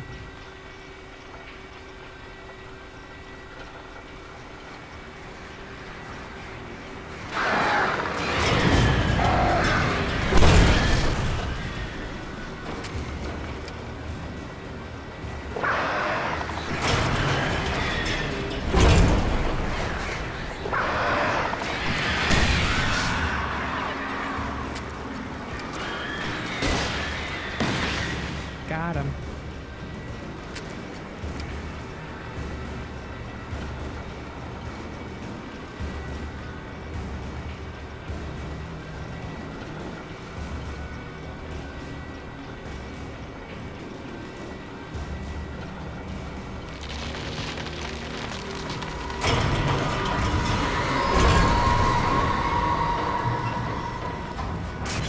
Oh, nothing is where it crashed.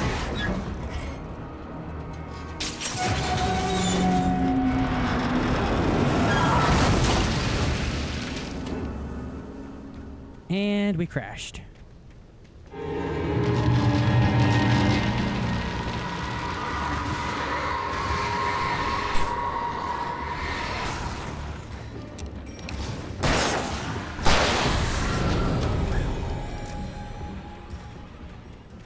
All right, let's just go.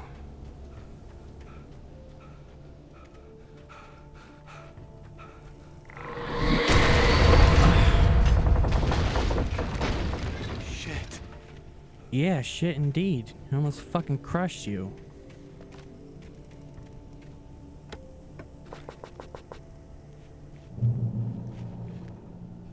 All right.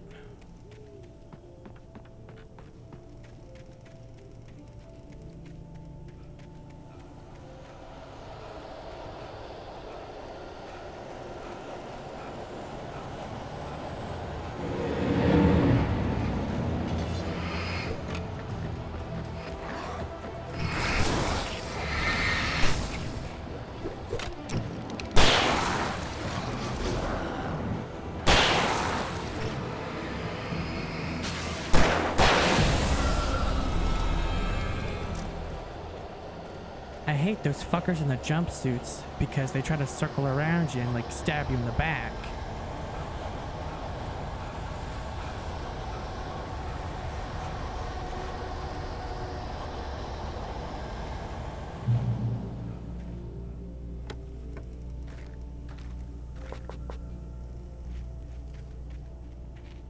Cauldron Lake, the 8th deepest lake in the world. Cauldron Lake is Caldera Lake, formed in a volcanic crater.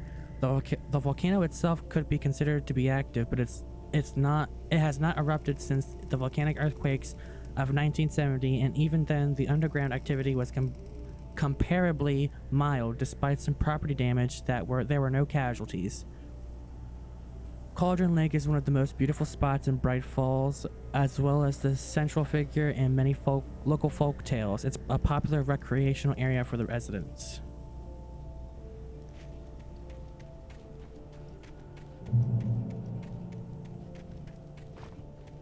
And when I cross this bridge, there's gonna be two guys.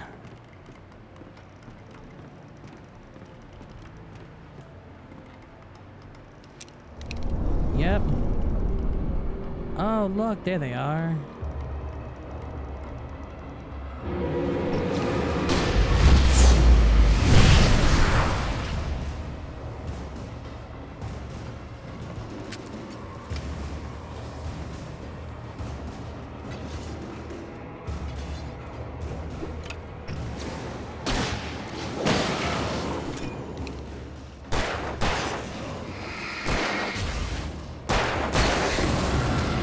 There we go. Bye-bye, bitches. cocked, loaded, and ready to go.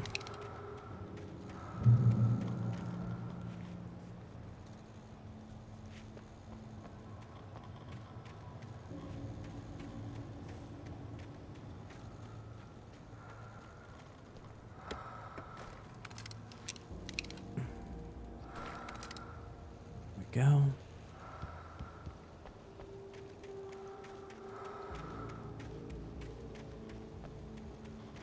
Oh, page.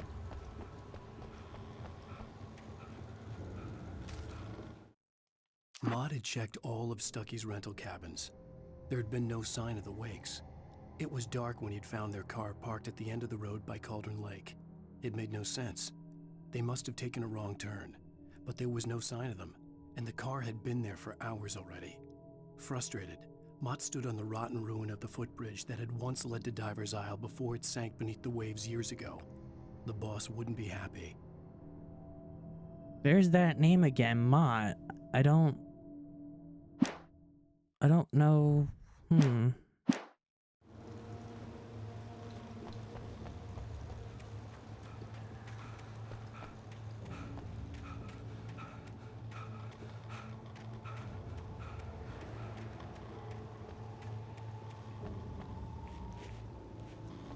Come on.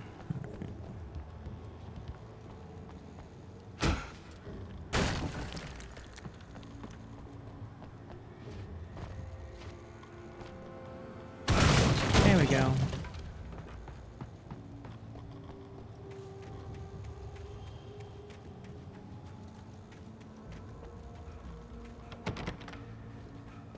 Oh, I remember this part in this like old house. Oh god.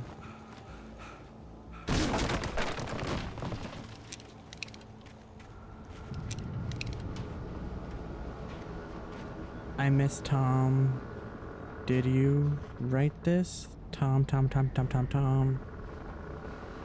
I curse you, Thomas Zane. Yeah, someone had a bit of a obsession.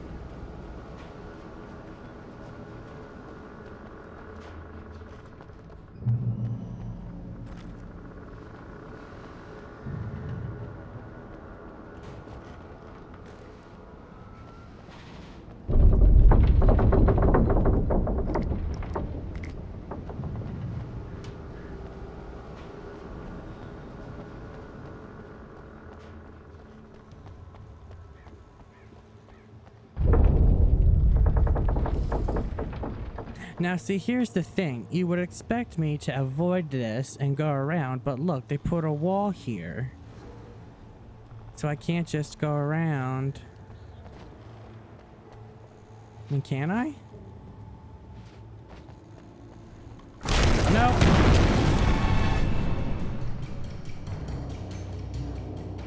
And I'm surrounded.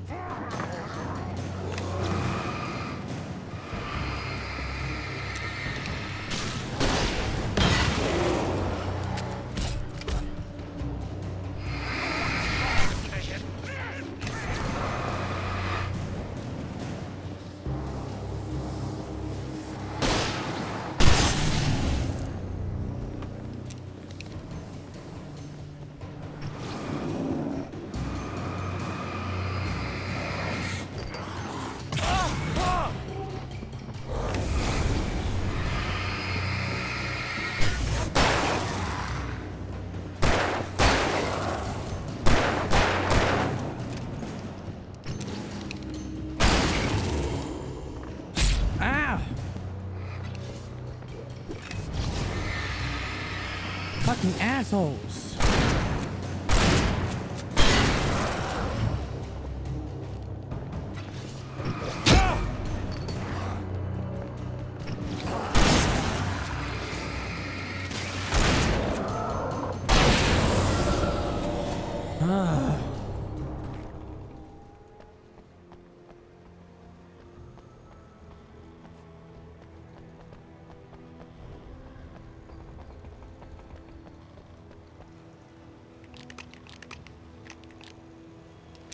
Alright, let's get cocked and loaded. Alright, there we go.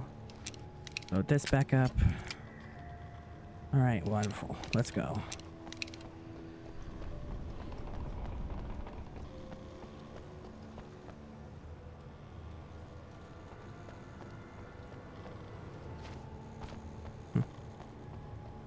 And when the ceiling falls down, the wall falls down that I pointed out. Huh. Convenient.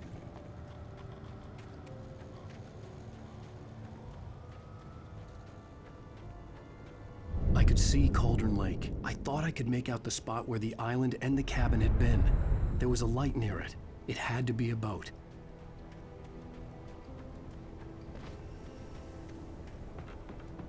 I was close now. I had to get there fast. I dreaded what I would find. I tried to hold on to Alice, but her form melted away. I was losing control. Dr. Hartman stood in her place. I wanted to hit him, but my arms were jelly. He smiled. It was a reassuring smile, and I hated him for it. I had to give you a sedative. Don't fight it. You went through another rough period. Right now, it's very important that you stay calm. We don't want you to have another episode. You're a patient at my clinic. Have been for a while now.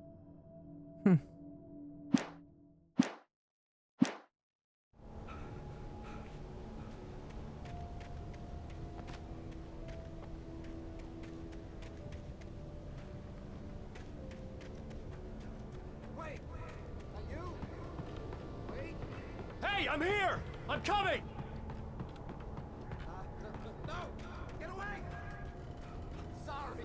Please, leave. The boss didn't know who he was messing with. I didn't know. I swear I didn't know. We don't have his wife. We don't know where she is. She's probably drowned. Huh.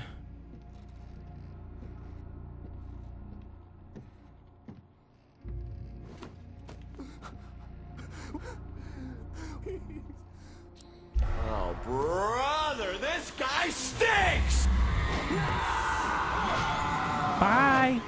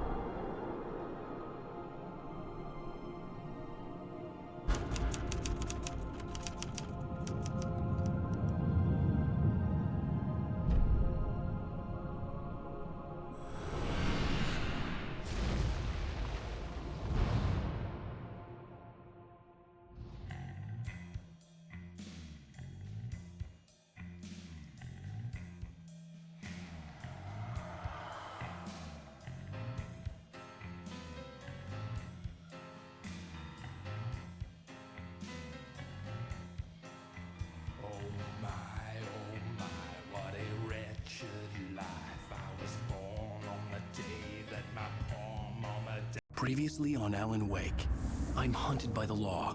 Sheriff, Wake's running. I'm giving chase. Are you seriously telling me that writer just took out my deputies? A thriller I supposedly wrote is coming true. The genre of the story seems to be shifting.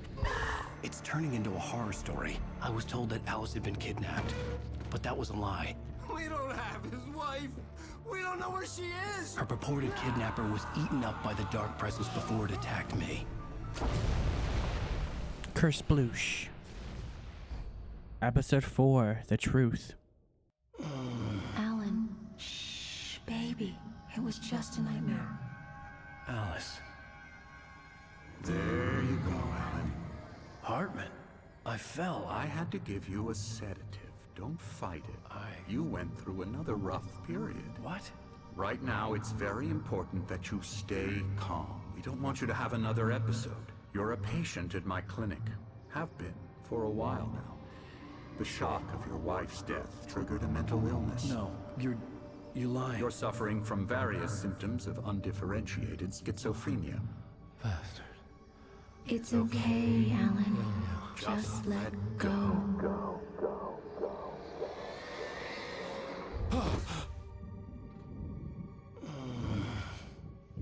Now where the hell are we? Oh wait, the clinic, right?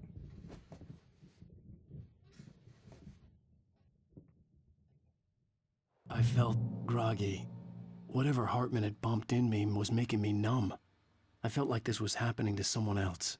Someone I was watching on television. I couldn't think. Couldn't focus. The door was locked. I was a prisoner here.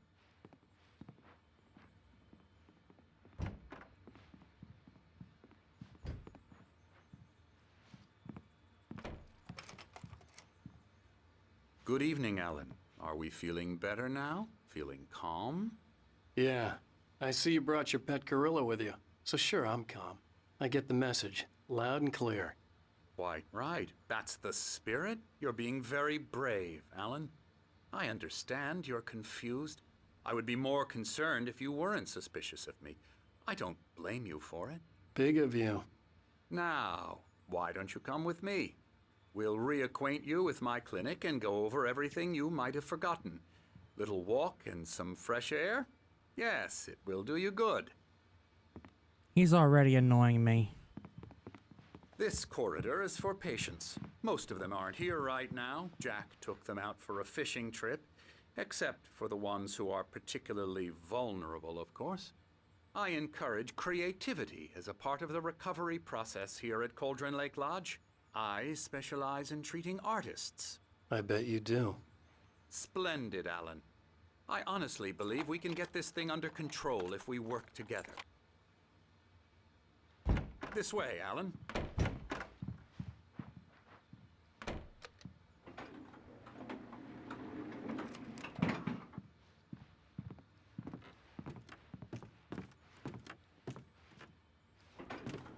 Now, Alan, from past experience with you, I know I need to get right into the heart of the matter as quickly as I can after an episode.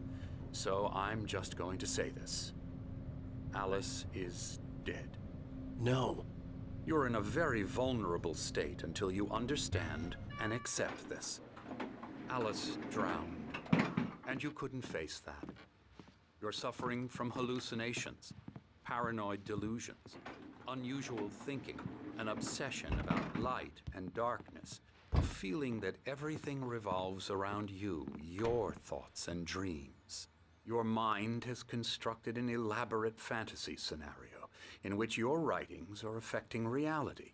She has been kidnapped and supernatural forces of darkness are trying to stop you. We go this way, Alan.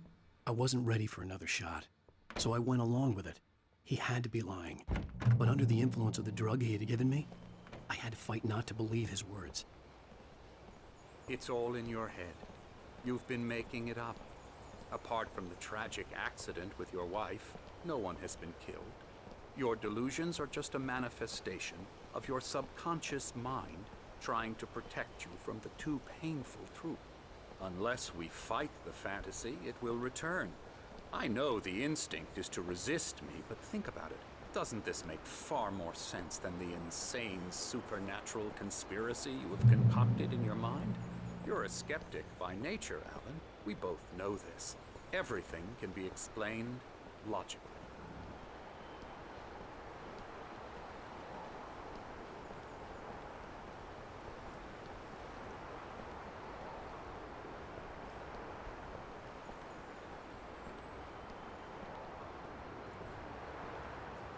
I never get tired of this view.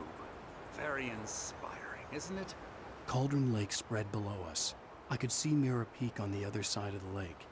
I thought I could make out the spot where Diver's Isle had been when I arrived with Alice. Now there was nothing but waves. It seems there's a storm coming. Funny, I don't recall there being a mention of that in the weather forecast. Well, no matter. This way. Follow me. Alan, what I'm telling you is good news. Right now, we're in control. Every time you have a relapse, it gets more and more difficult to resurface from the dark depths of your imagination. Not surprising, considering your profession. Imagination is what you work with. After all your nightmares, this should come as an immense relief to you. If it doesn't, why is that? Because I'm lying? Or because because you don't want to admit that you're not well. It's very natural for you to think of me as your enemy. It's part of the illness. I let him talk. After all, Hartman I'm the obviously one loved trying his to own bring you voice. out of the His world words you've echoed constructed madly for inside yourself. my head. But I I can't dug my do nails it into by the palms of my myself. hands to stay You need focused. to work with me. Once you accept that, we can begin the journey towards your recovery. Come along. Let's go inside.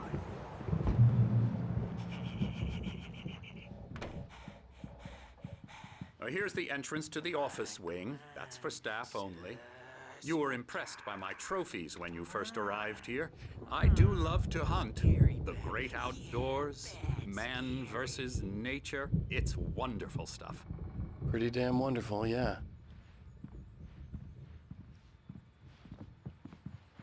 Scary, scary, scary.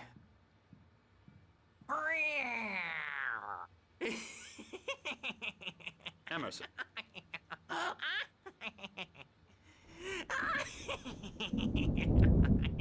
I'm a real bad dream, mister. You should be afraid of me. Don't want to run into me in the night, that's for sure.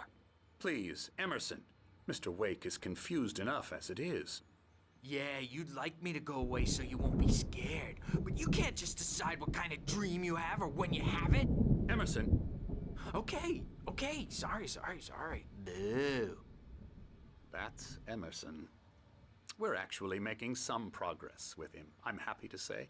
He works on video games. Ooh, yeah. It's trash, of course, but it does involve some small creative effort, which makes him receptive to my therapeutic methods. No kidding.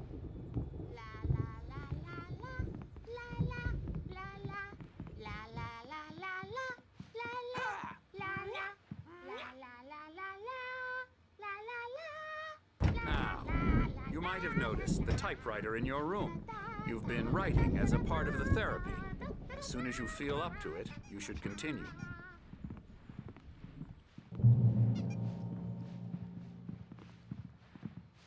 My rheumatism's killing me. There's a storm coming. Oh, what a storm.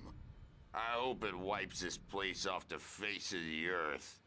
And these two are the Anderson brothers, Odin and Thor. They had how should I put this? A heavy metal band in the 70s and 80s called Old Gods of Asgard. They even adopted new first names to complete the image of Viking gods. After the band broke up, they lived on a farm nearby. They are, well, in advanced stages of dementia. They're well cared for, TLC and all that. There's nothing more that can be done. I'm afraid that the rock and roll lifestyle has left its mark. Oh, that won't do. I'm so sorry to cut this short for now, Alan. The power has been acting up. I'd better go check on it. We'll continue this soon. Meanwhile, when you feel up to it, return to your room and try to write. It really is for the best. Don't you think? I'd like to bash his head in with a hammer. Oh, he'd love to fish out our secrets, but he has no clue. He's not crazy enough. Not crazy like us, Sonny. Yeah! Being crazy's a requirement, Sonny. Who else could understand the world when it's like this? It takes crazy to know crazy. That's the sanest thing I've heard in a while. Zane! You're all right, Tom. Hey, we like him, don't we, bro? He's got to go to the farm. The Anderson Farm. Valhalla! We wrote it all down, lest we forget. A crash course. All you need to know to get your head right.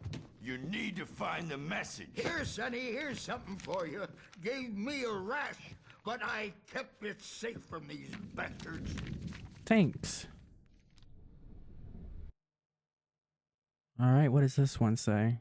Zane could feel the poems, taking form, shaping things. As he experimented, he imagined he could almost feel the power surging through the keys of the typewriter. It exhilarated him. But there was fear, too. If not for his young assistant Emil, he would have given it up.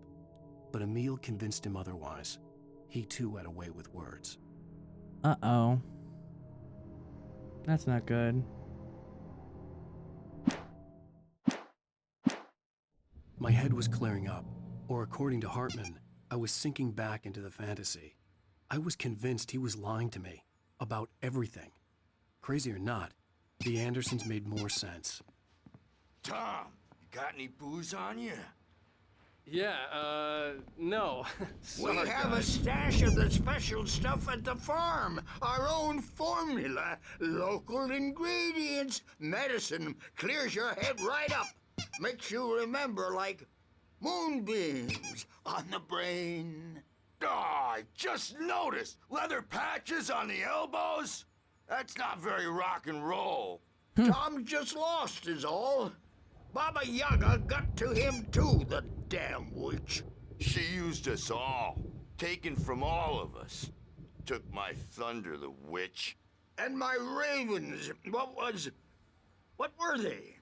Memory and thought, the hag. She took something from you too, didn't she? That's what she does. We're better off.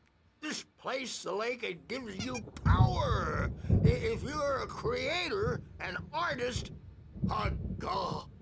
Nightmare shifted in their sleep in the darkness of the lake. Yeah, that's the one. She makes sure it comes out twisted and wrong. Just ask the lamp lady. She knows what happened to that other writer. She's been using you, boy, and you let her. You went and opened the door for her, didn't you? Now, it was already open a crack. And whose fault is that? We're morally corrupt, disease-ridden, old and stupid. Doesn't mean he had to open it all the way, goddammit.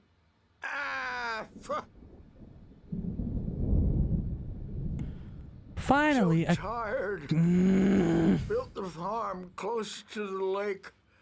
A place of power. Okay, bye guys. I'm sorry, but I can only take so much of their rambling. Hey, Sinclair. Dr. Hartman was worried about the power again. He's checking on it now. Yeah, good thing he's not overreacting or anything. Well, he's the boss. I may need a hand here later on, Burge. The storm's bound to make you-know-who jumpy. You know how they get. Gotcha. Doc's got me looking after... Something's wrong. I'm not myself. I'll do that. It's hard to think that there's a shadow inside my head. I can only focus on writing. Everything else is a blur. I'm trapped in this cabin. Have been for days, but it's always dark outside. My editor is real. I saw her again. She's not human. It's not human. A dark presence is wearing the old woman's face. She was covered in clinging shadows. There's a hole in her chest where her heart should be. I think I've made a horrible mistake. I don't think I'm any closer to saving Alice. It's been lying to me, using me to get the story it wants, and the story will come true.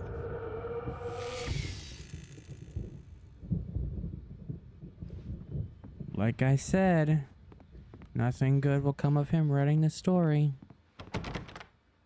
Okay, not that way. This way. Hey, Wake. Why don't you humor Dr. Hartman and give the writing a shot, huh? Typewriter's in your room. Thanks.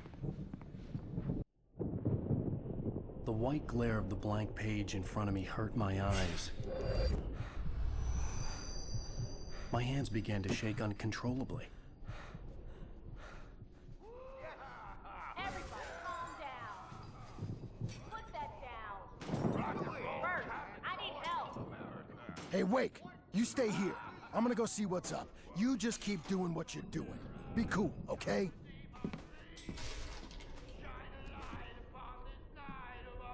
I didn't know what the chaos was all about, but it could be my only chance of getting out of here. Let's take it. I don't know. Hartman had mentioned that the power had been activated. Maybe that was the reason for the generator and the work light on the balcony. The generator hadn't been activated, and there was no key. Hartman kept talking, giving Barry the grand tour, clearly proud of the place. He went on and on about his hunting trophies, and Barry was impressed. but he was here on business. He raised his voice, cut through the monologue. Hey, Hartman, where's Al? Hartman stopped in mid-sentence, annoyed at the interruption. He nodded at the hulking orderly standing nearby. The man smiled and clapped a practiced hand on Barry's shoulder. Uh-oh.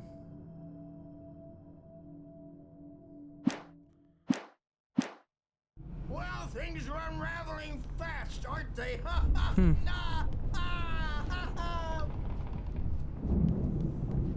So much talking. I'm taking Sinclair looked bad. That wasn't a love tap. The crazy old fart hit her hard. If she was one of Hartman's goons, she had it coming. I had to get to Hartman's office. He had taken all my manuscript pages. That's where he'd been keeping them.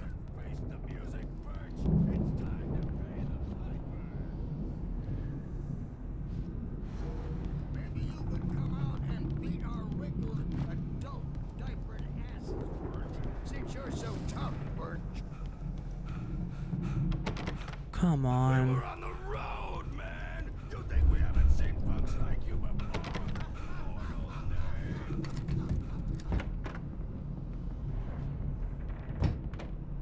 Another page.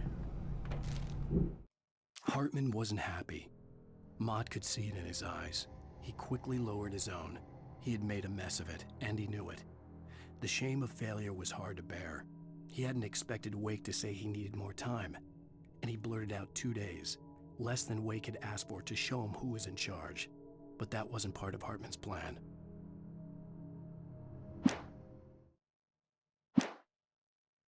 Oh wait, Mott was the guy on the fucking ferry. Whoops. The markings on the tape said they were recordings Hartman had made at the sessions with his patients. I saw Alice's name on one of them. For a moment, I couldn't breathe right.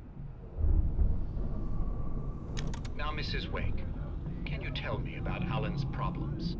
He's more and more out of control all the time. The parties, he's so angry all the time. He's getting violent. Do you mean with you? No, not with me. No, never. Sometimes I almost wish Alan would take a swing at me, because at least that'd lead to a conversation he couldn't just march out of. But no. Alan doesn't really sleep. And the work, well, he's not writing at all.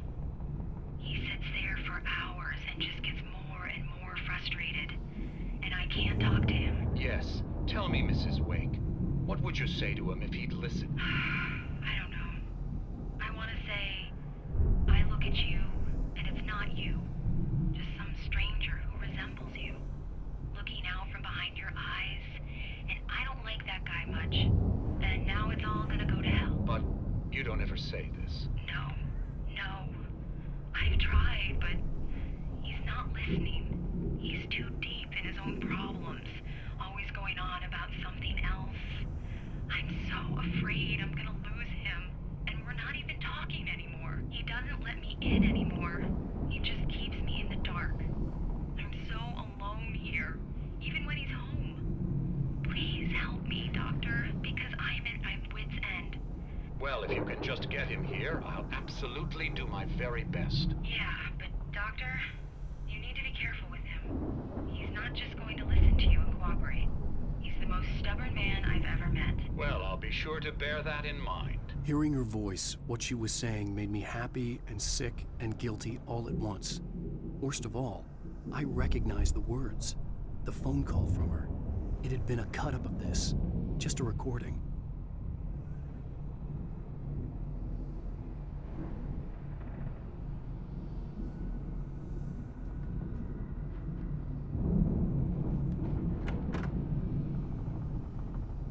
The photo on the wall caught my attention. In it, the clinic staff was standing outside the lodge. I knew the man next to Hartman. He was the kidnapper. Hartman had been playing me all along. Let me out of here!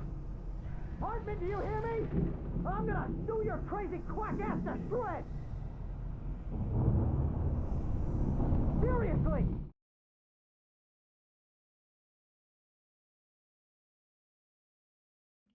Very so annoying, and I was muted again. Fuck.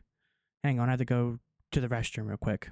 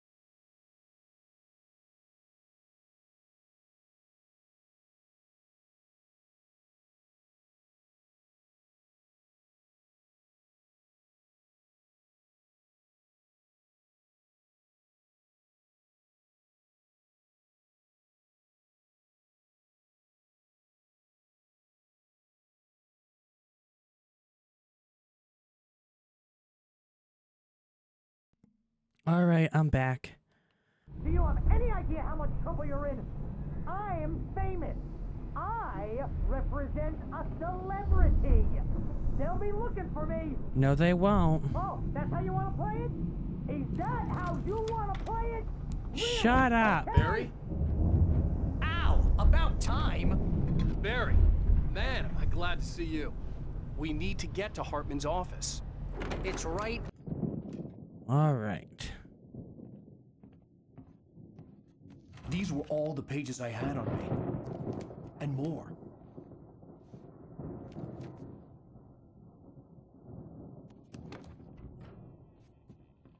Alan, please. You're sliding back into the... Tell me one more lie and I'll shoot you in the face. Ah, well, it was worth a shot. Really, Wake, come on. Let's work together on this. You have no idea... Hartman, shut up! Barry, get out of here. I'll catch up with you. Get a car. Oh, Al, let's just... Go! Wake, listen to me. This is a mistake. Don't you see? Together we can create something absolutely wonderful. With your ability and mine.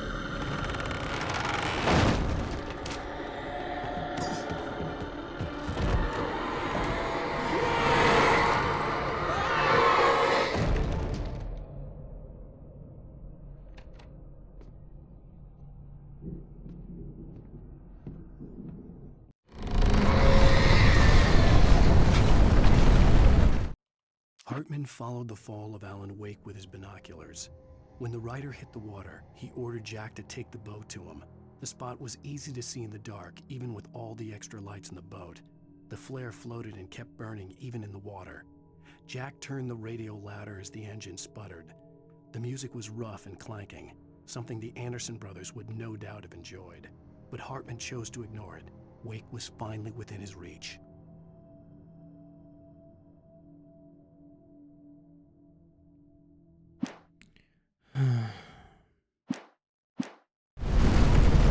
Presence was on me.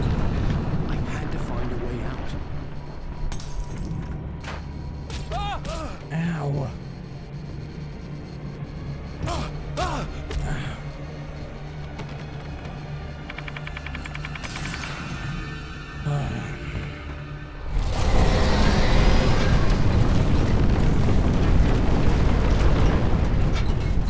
I needed light to get the possessed bookshelves out of my way.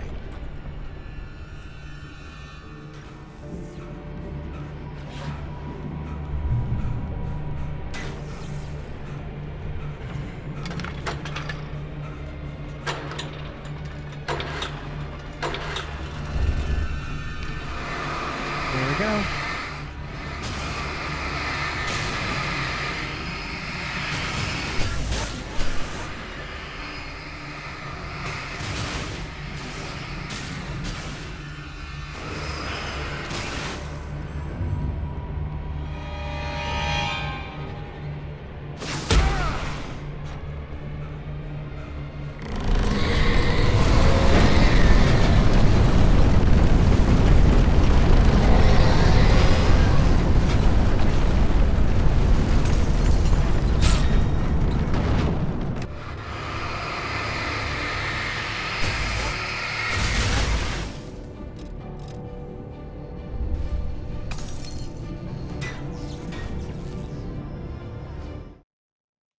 Hartman knew he was no creator. He had no ambitions on that front, and he certainly didn't want to end up like every artist he had worked with here, damaged in ways that were hard to describe, or worse. It was enough for Hartman to maintain creative control and provide direction, to be a producer. That was what most of these people were in need of anyway. Of course, suitable subjects were few and far in between.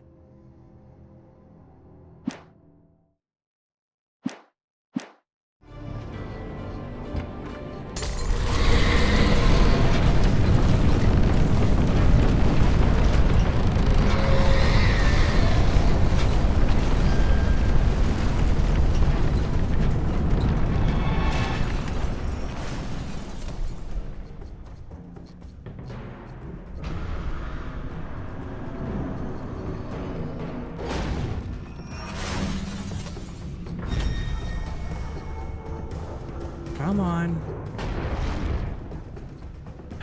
Come on.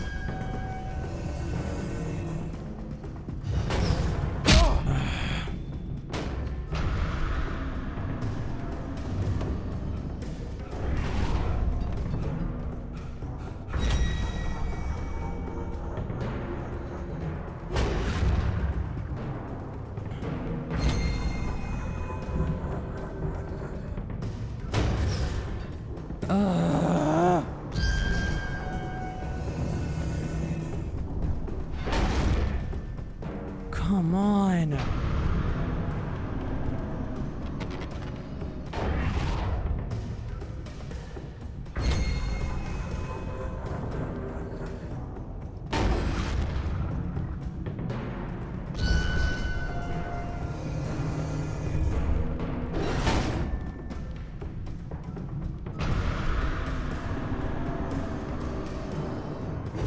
Ow.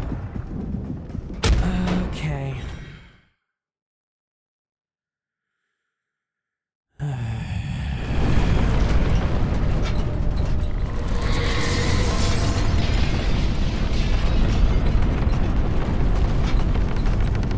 Come on.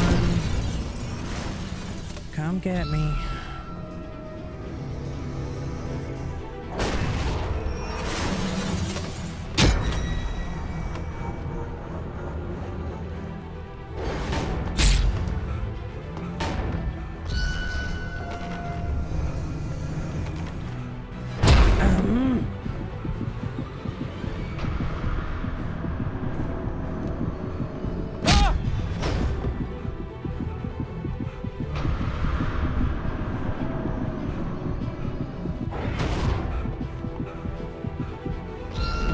Come on!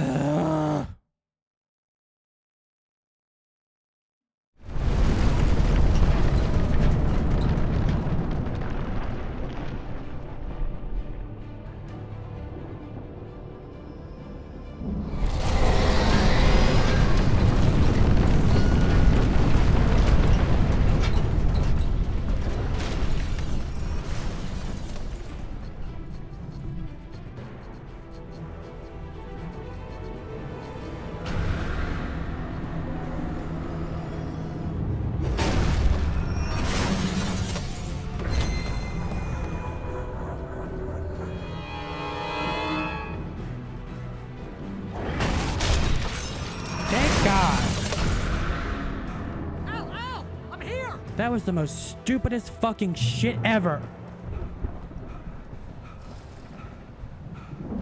I found the car, but the gate's locked. You're gonna have to go through the hedge maze over there.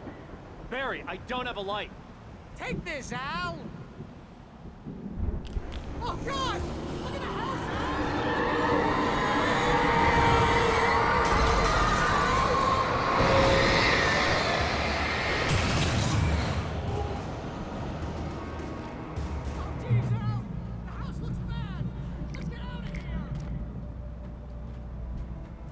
Easy for him to say.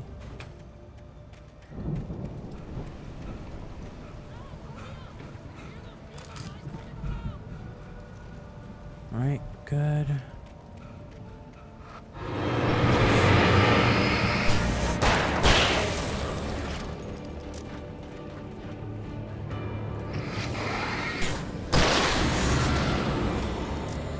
Assholes.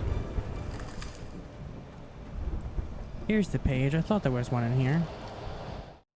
I stared at the Viking paraphernalia that littered the area, surrounding an unlikely centerpiece. A full-size stage complete with an impressive sound system with all the trimmings, including a dragon. It took a special kind of crazy to build something like this in a remote field. When the sky split open with a deafening boom and the music started blasting, it felt strangely appropriate. That doesn't come till later after we get out of this hellhole.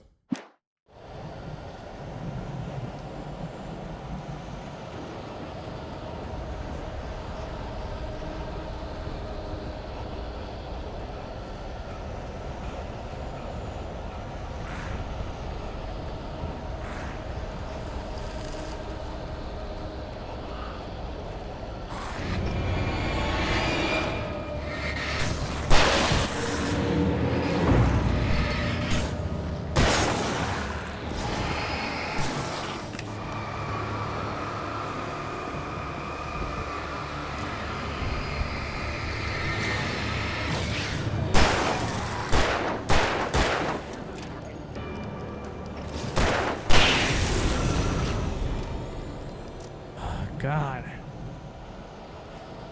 I hate those big guys.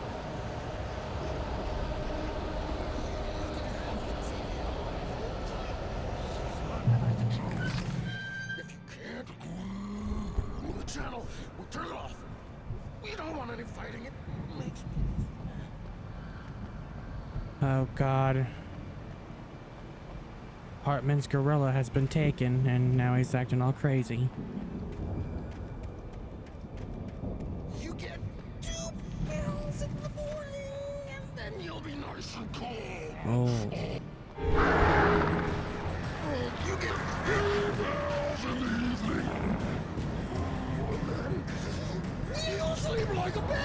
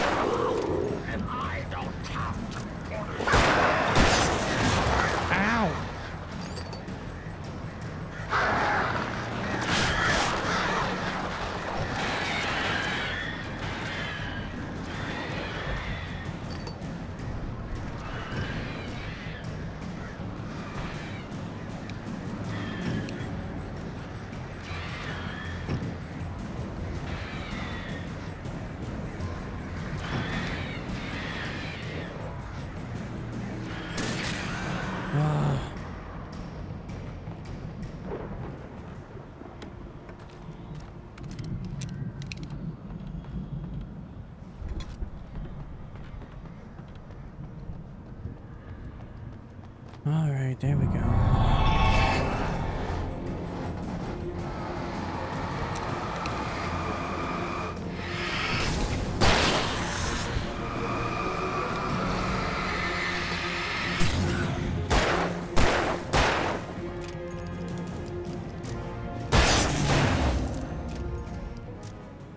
All right, let's go.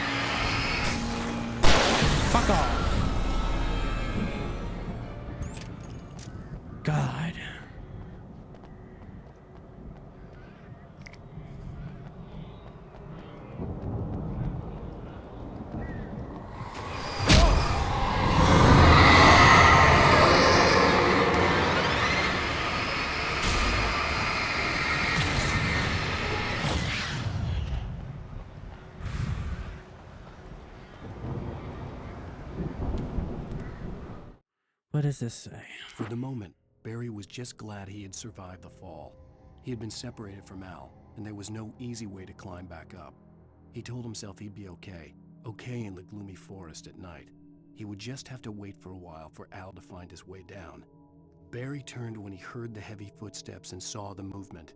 The man-shaped shadow lunged at him from the bushes, an axe held high. Barry screamed and threw up his hand. The world exploded. Okay, that's nice.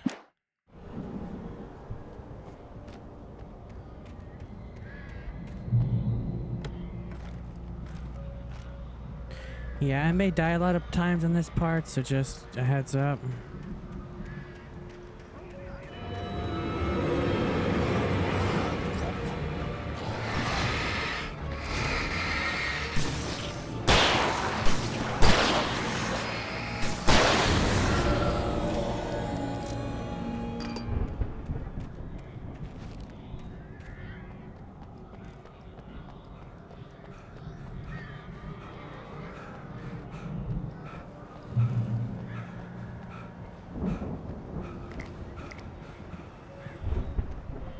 Alright, shotgun.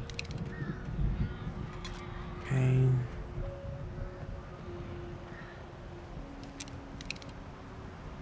Okay, everything's loaded. Okay.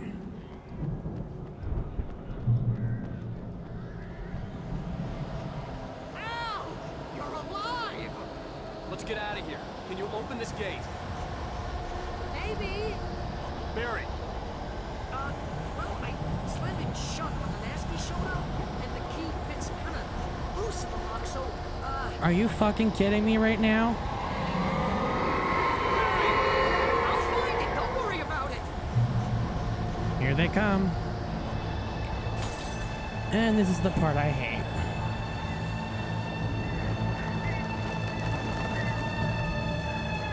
Hurry up, Barry! I'm on it.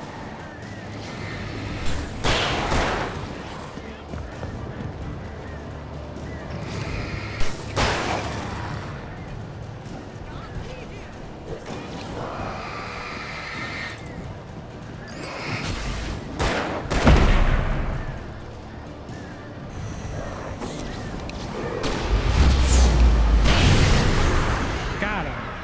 Awesome.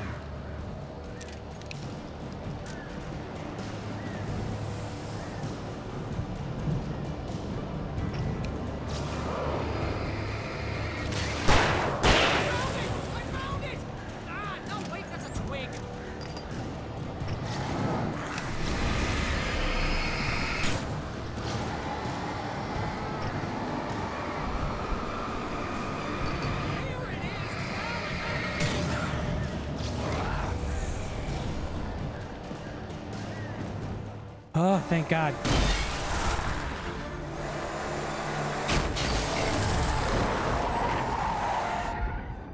Al, please tell me we're headed for the nearest. You're now leaving Bright Falls. There's that Come damn back soon cutout. sign. We're going to the Anderson farm. I knew you were gonna say something like that. You know what? You owe me big time for this. When this is through, if we make it, I don't care what anybody says, I'm done with darkness. You're gonna buy me a tanning bed as a gift, and I'm gonna live in it. If you say so, Barry. Then again, I would stay away from tanning beds because I don't think they're safe.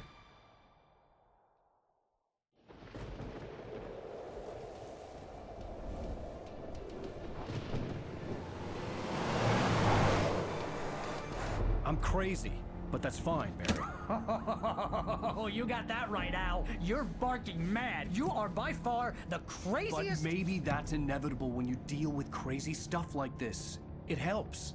This is happening, Barry. Alice, they never had Alice. She's trapped in the darkness at the bottom of the lake, but she's not dead. Al, how can you know that? I know, Barry. I can... Al, No, listen. I can bring her back. I can find her. There's something special about this place. The lake, it does something to the works of art created here. It makes them come true. But there's a catch. The dark presence, whatever that thing is, twists it to its own ends. That's why all of this is happening. It's using my manuscript to take over everything. Al, I believe you. It happened to Thomas Zane before, it happened to the Andersons. I believe you. Crazy or not, you're not delusional. Weird shit's going down. That's a fact. I'm on board, man. I'm with you. The Andersons knew about it, but they were too far gone to tell me with all the drugs they were on. But they wrote it down. There's a message somewhere at their farm, Barry. We just need to find it. Look out! Avalanche! Or I mean rock slide. Fuck.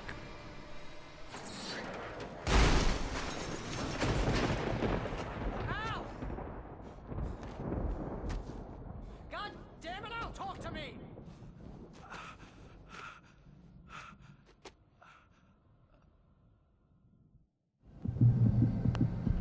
Ow. I had lost my gun in the crash. Barry was nowhere to be seen. Barry! Barry! Oh, man, you're okay! Jeez, it's good to hear your voice! I was trying to get out of the car, but the ground gave way. Man, what a drop! Don't worry, your cutout is fine. Yes, because that's Forget what. that. Are you okay? I hit some bushes, didn't get a scratch. There's no way you can climb down, though. It's like a sheer wall. Ah! Al! There's something moving down here! Barry, it's a take-it! Use a flare, Barry! Yeah! Barry, are you alright? I'm good, Al! I'm great! Guess you never messed with anyone from New York City. You have to find your way around to the farm, Al! I'll be waiting! Barry, just wait for me, okay? Al! I'm not staying here! It's suicide! I'm going to the farm! I'm gonna go ahead and secure the area. You can catch up. Don't worry about it. I'm on the case. Now he's Rambo. This would turn into a disaster if I didn't catch up with Barry.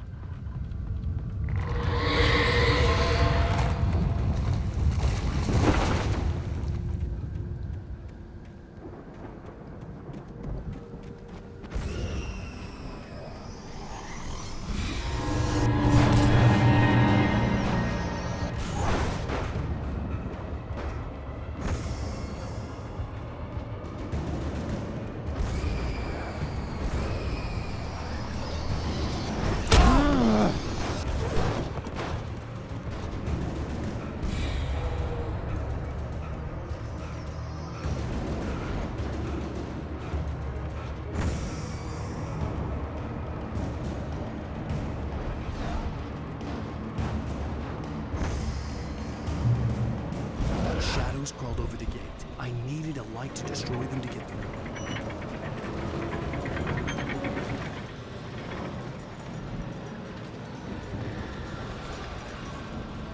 Alright, let's go turn on the generator.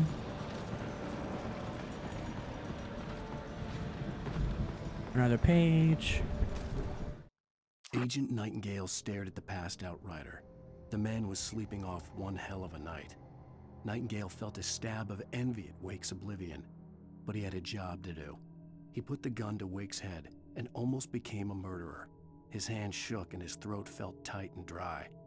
Biting his teeth, he tried again to pull the trigger. He lost the nerve. Wake stirred. Nightingale would have to settle for an arrest.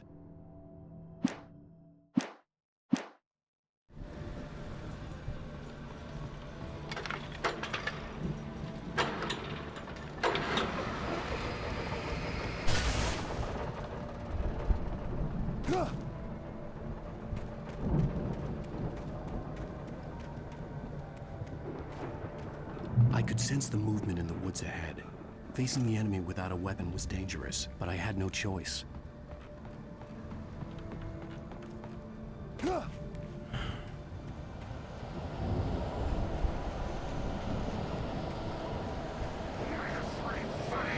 Are you shitting me right now?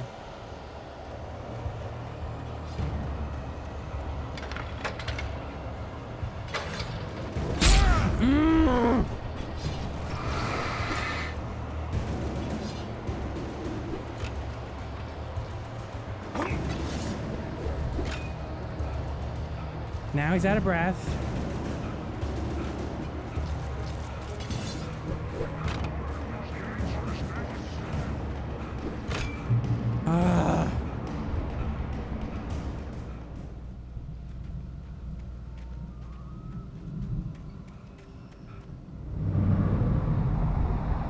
A car was driving away from the farm, headed in the same general direction as I was. For all I knew, it was Barry, caught in the consequences of leaping before looking.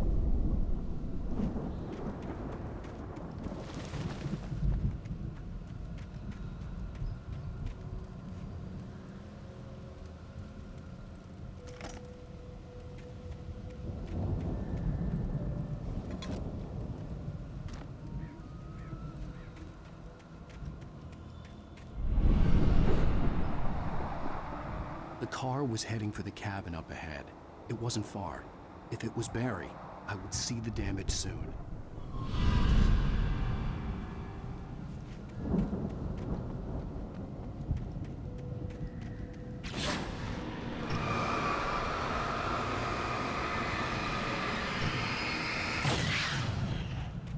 Killed another gate. I'm trying to deliver each page to the right time and place. I'm trying to show you how the story goes. I had seen glimpses. The dark presence followed the choreography laid out to it in the manuscript, growing stronger and stronger, moving like a storm from one scene of destruction to the next. But it was still bound to follow the story and chained to the dark place it came from. When the story reached the end it longed for, it would finally be free. Like before, I had seen it in my dream. It was a strange spaceman or a diver in a bulky suit. He was the one who'd been placing the pages on my path. More bear traps.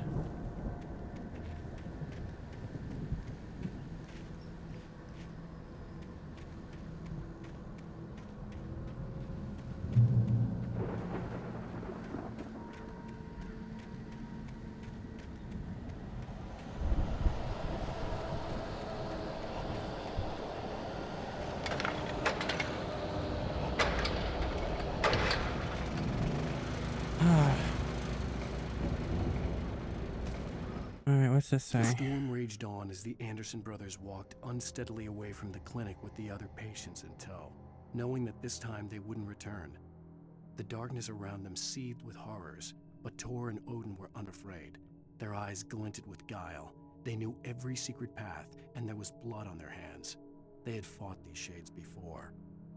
Okay, that's nice.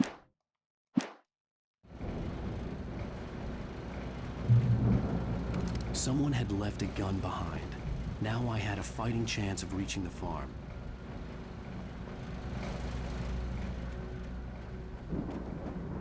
More bear traps.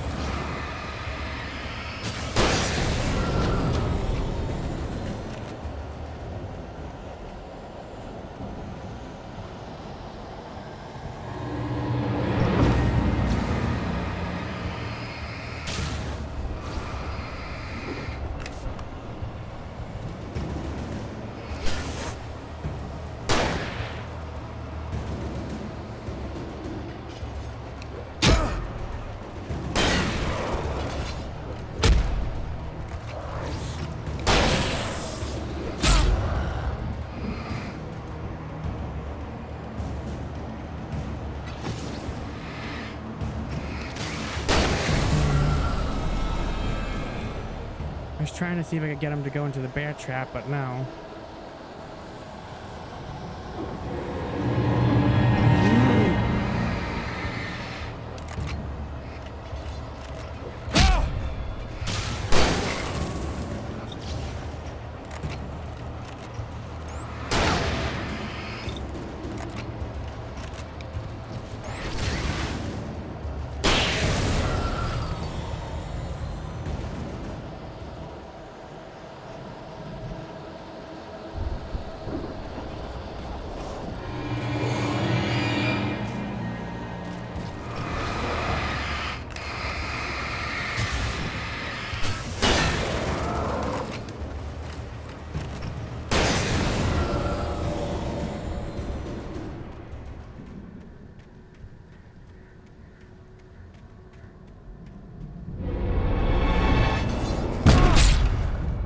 Ugh. I could see the car, Uh-huh, but there was that's no great. sight of the driver. Mm-hmm.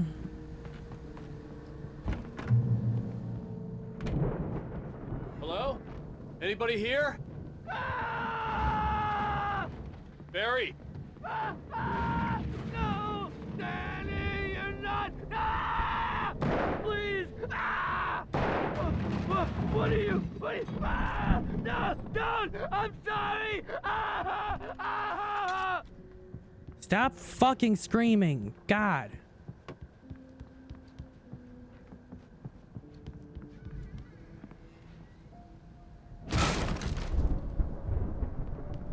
Hi, fuckface. I know you. You were in jail the other day. I went to the farm again for the moonshine, you know? I've run through every possible course in my head. If I continue like the Dark Presence wants me to, the story I'm writing won't save Alice. It's a horror story, and it's going to kill her, and me, and everybody in this town. No one will survive. Darkness will consume everything. This is what it's wanted all along. It will be free, unstoppable. It used Alice to get to me, dangled her in front of me to keep me going. It was never going to release her. I'm going to change this. I'll escape. I've written myself into the story. I'm now the protagonist. This feels like a terrible risk, but it's the only way to save Alice. I'll be bound by the events of the story just as much as anyone else who's been woven into it. The story must stay true for this to work. There have to be victims along the way, near escapes, cliffhangers. In a horror story, it can't be certain that the hero will succeed or even survive. He almost has to die. I'll write my own escape into the story next. I need help. Zane's going to be the one who will help me. I'll make it happen.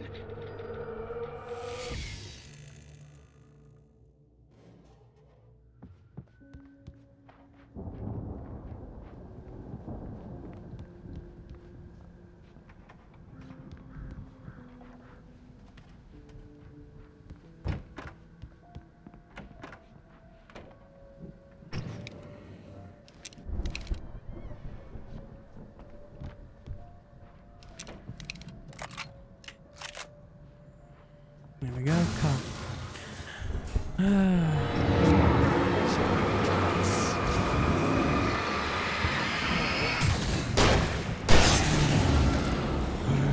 Let me guess. Danny, huh? I love it when I can't get a Farm was fucking still word a good in. distance away. I'd need a car to get there fast. We know. We're in the Barry wasn't truck up there, he now. was probably in trouble down at the farm. For a moment, I felt bad for doubting him. After all, I made it this far myself. But Barry was Barry.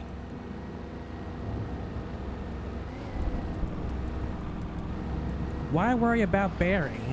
Let him get killed.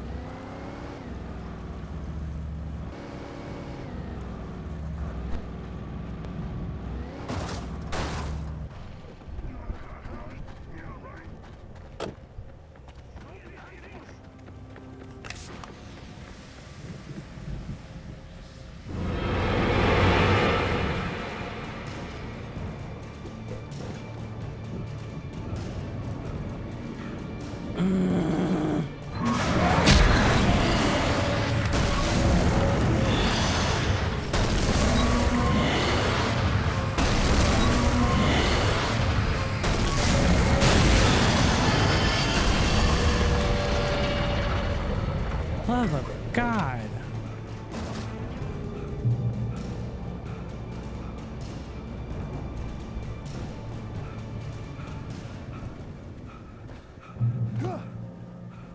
I'm honestly starting to get cranky and tired.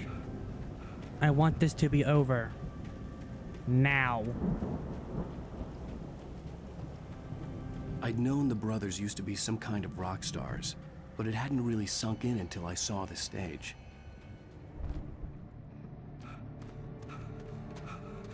Ow!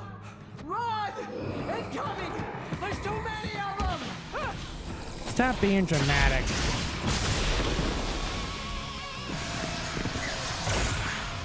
God damn.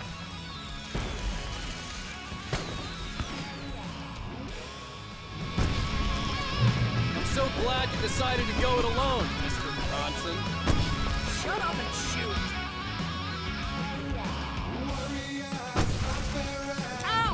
We have to fight them off! I can set off more of the fireworks from here and help you out! Hey, Al! Did you notice there's a lot of ammo and stuff around? This place is stocked! Al, hold on! I'll try to get the stage lights on! Hurry!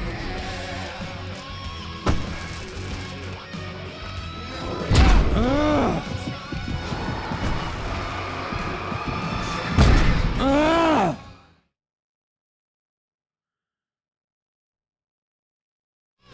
I'm so glad you decided to go it alone, Mr. Bronson. Shut up and shoot! Ow! We have to fight them off!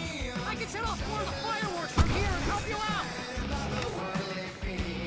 Hey, Al! Did you notice there's a lot of ammo and stuff around? This place is stocked! Al, hold on! I'll try to get the stage lights on!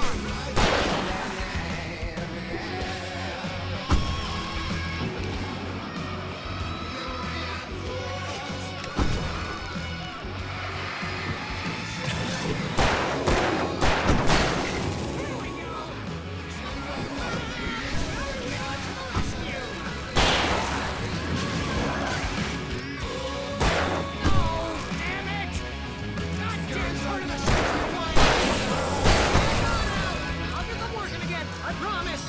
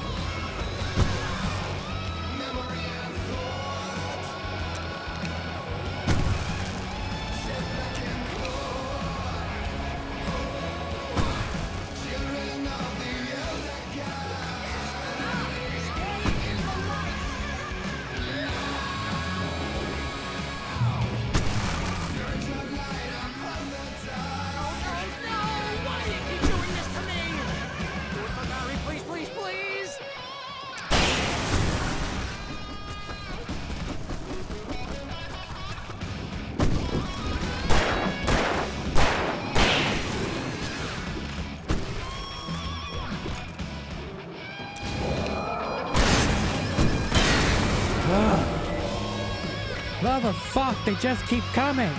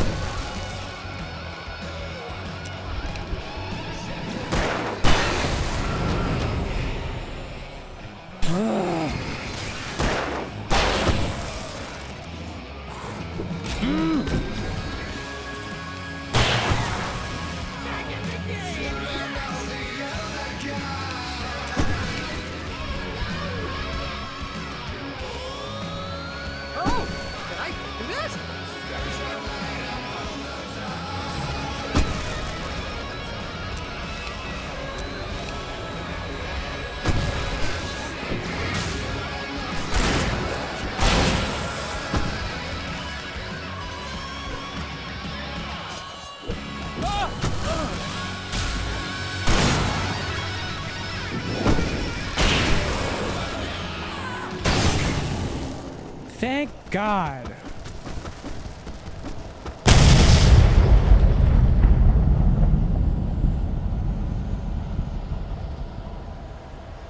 Yeah, woohoo.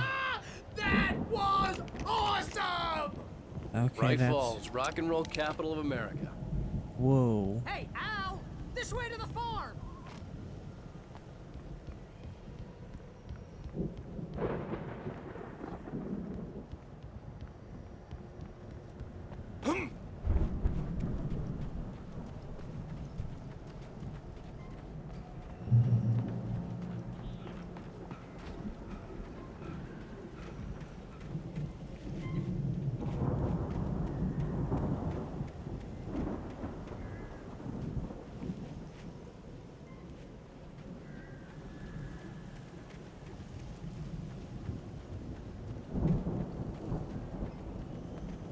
See, bestseller, no reason to worry. Your cutout's good as new, right where I left it.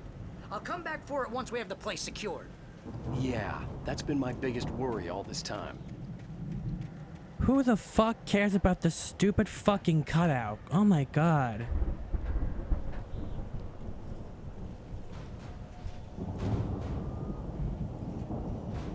Hey, I think Alan Wake here has something to say. What's that, Al? Ooh, I'm Alan Wake. I'm always right about everything. And if I don't get my way, I'll sulk all day long. I'm always intense and moody. It makes me very attractive and mysterious. Right now, I'm just standing here because I need my best friend Barry to carry me. But that's okay. I can just take him from... I'm literally ignoring him. Look at that thing, Al! They really went... Oh, God. We all spend a third of our dreams in its soft embrace, somewhere between fantasy and oblivion. But dreams have a way of forcing themselves into waking life, or vice versa, in night sprees. Tonight's episode, The Dream. What's this say? It's 1976. Madness reigns at the Anderson farm. Contrary to all logic, the headiest ingredient of their moonshine is unfiltered water from Cauldron Lake. The Andersons feel like gods. Odin can't stop laughing. He contemplates cutting his eye out. Tor runs across the field, naked, shrieking, hammer in his hand, trying to catch lightning. Their songs have power. Something ancient is stirring in the depths, coming back. Uh-oh. That's not good. Alright, let's... that's by someone else. The Viking boat looked imposing, almost like a battering ram.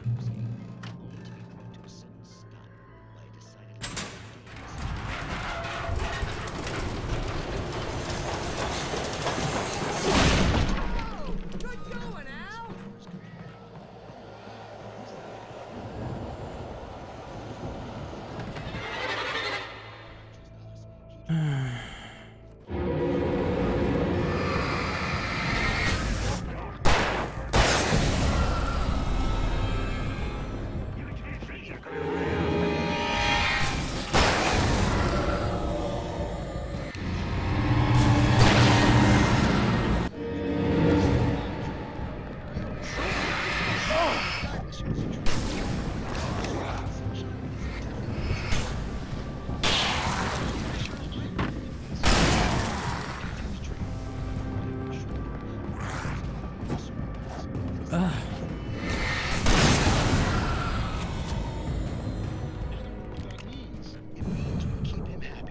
Sudden falls. We make sure he has his clothes on when he goes out in public.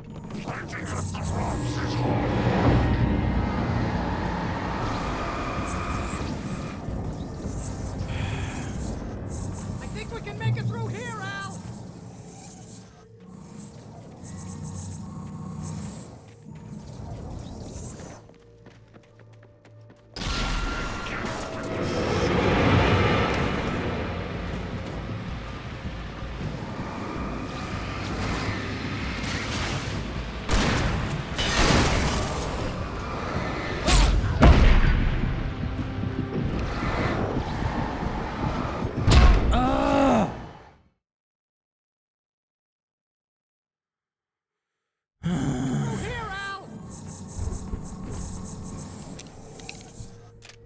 Alright, there we go. Loaded, loaded, loaded.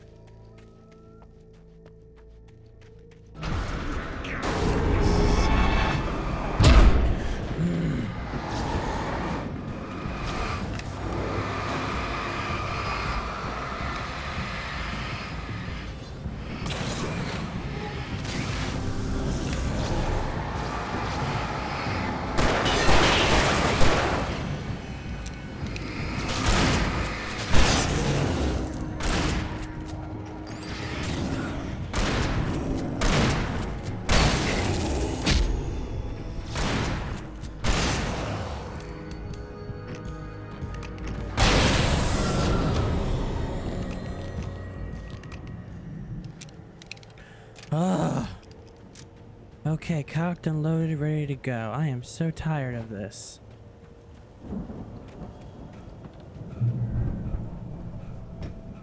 I'm honestly getting hangry. I'm hungry and like ticked off. Like I'm pissed. No. And I'm not even gonna. Okay, look. Wow! Those geezers had quite a production going on. Ooh, you know what, Al? If we make it through this alive, I'm gonna start representing them. Yep, sell this stuff online, maybe get a reality show going, release a new single. Good luck with that, pal. Hey, you find us a way out of here, okay? I'm gonna take a closer look at this stuff.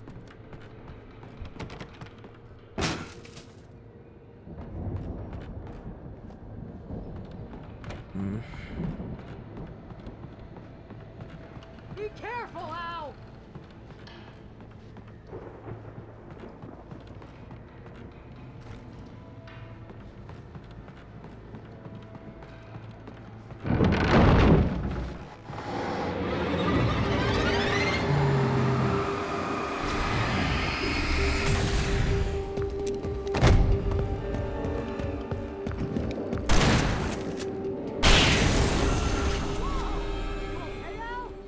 I'm good. Keep your eyes open, okay?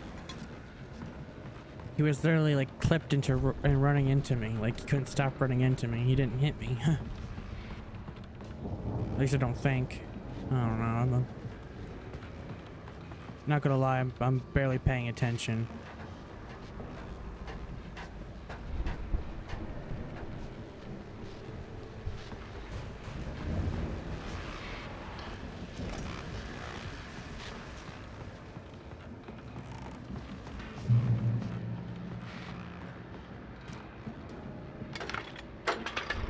There we go.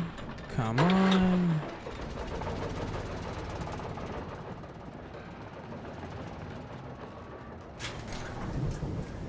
I could see the building that had to be the Andersons' home on the other side of the field. It wasn't far now.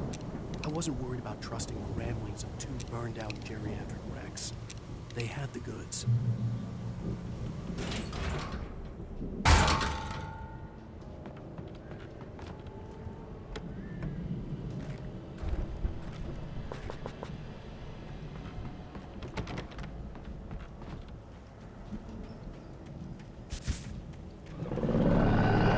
Three, two, one. Got to be kidding me.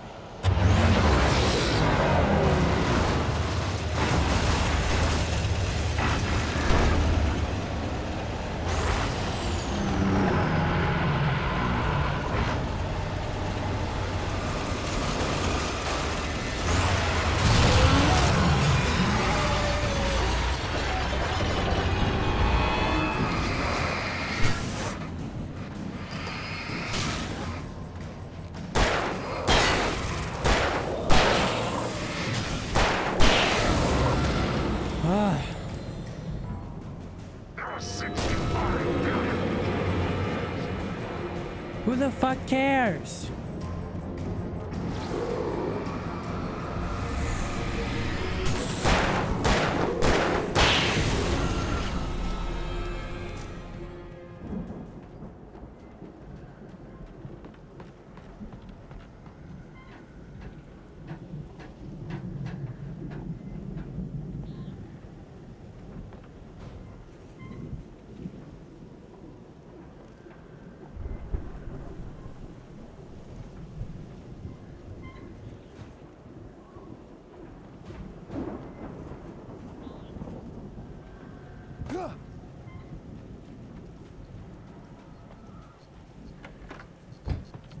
Grab the key.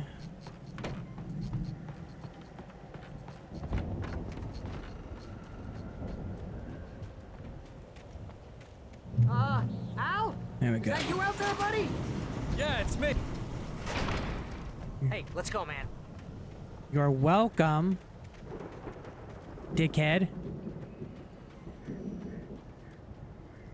Come on, together. I think we're gonna have to work together to open this gate, Al. Looks pretty heavy.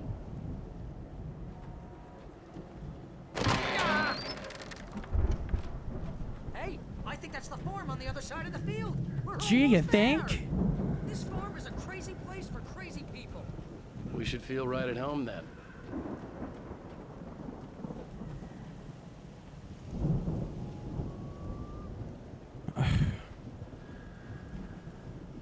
Come on, one more game. Let's do this thing. Shut up, Barry.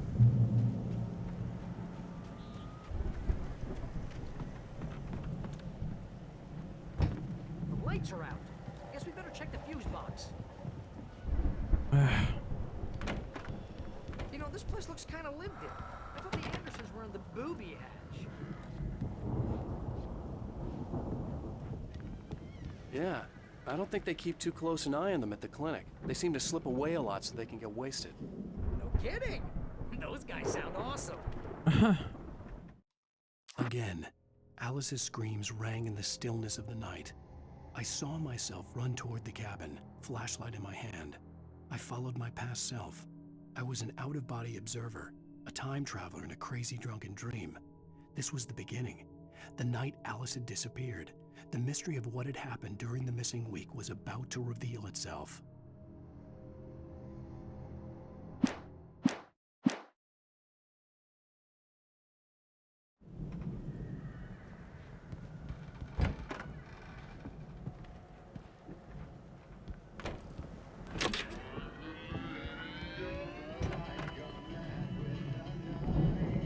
Can you hear that, Al?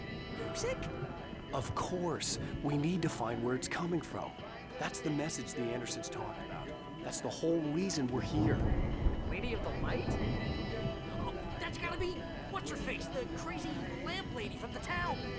Cynthia Weaver. Right. Must be.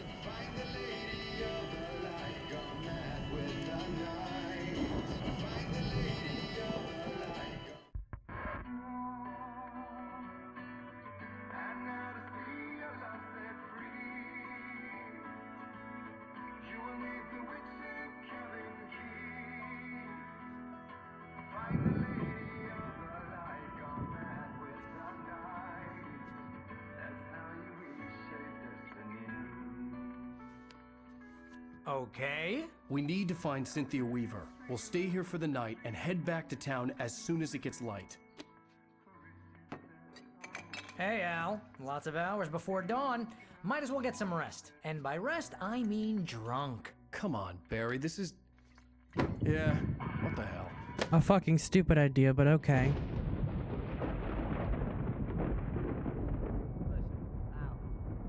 I'm sorry about Alice. No, seriously, because I know we don't get along, but we're gonna find her, right? And even though you're a crazy bastard, I'm gonna stick by you, no matter what, ever, Al. Sure, like a brother. I'm a writer, goddammit. Correct. If I just wanted to, I could write 10 books a year. And they'd be the best books that year. No, you couldn't. That's right, I couldn't. But I could, because I'm a writer. What?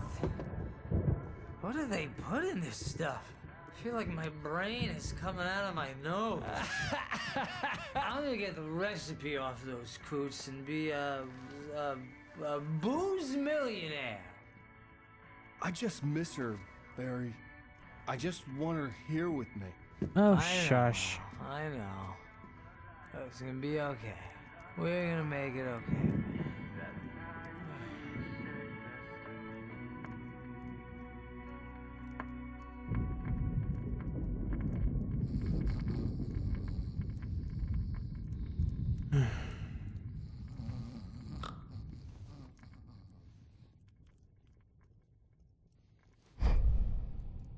Stupid cutout.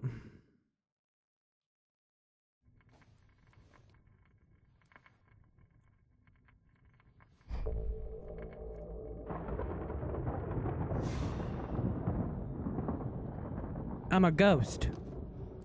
He's a ghost. Damn it.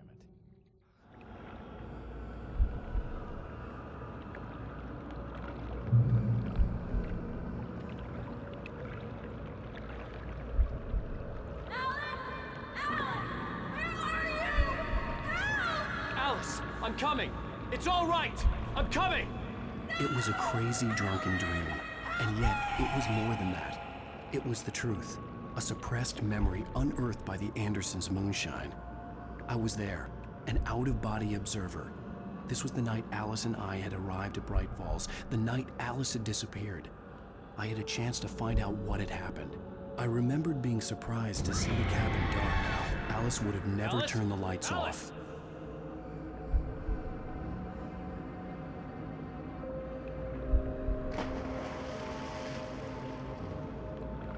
I remembered thinking I caught a glimpse of her form underwater, sinking into the darkness. Diving after her was the last vague memory I had of that night. After that, the next thing I could remember was waking up behind the wheel of the crash car and finding the first pages of the manuscript.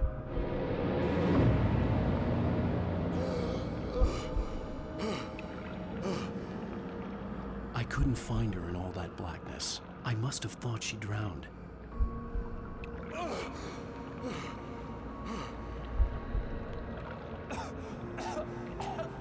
Alice! Jagger had Alice, and so she had me. Alice!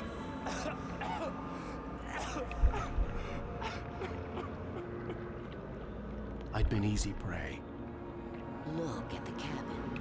Is there someone in the window? Alice? Maybe she didn't drown after all. Maybe she's inside. Alice! Yes. The dark presence had touched me. She had dug her nails into my brain and used me, made me her puppet.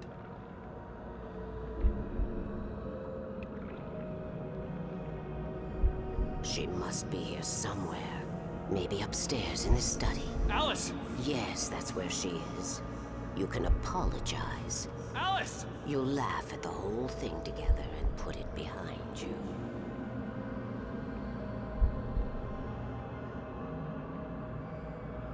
Alice? She's not here. You were foolish to think so. No, she's dead. She drowned. No, no, no! It's your fault your wife is dead. You are guilty. All she wanted was to help you right. You killed her. Oh, hush. There's still hope.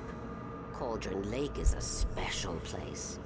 Here, you have the power to change things. She wanted you to write. I will tell you what to do.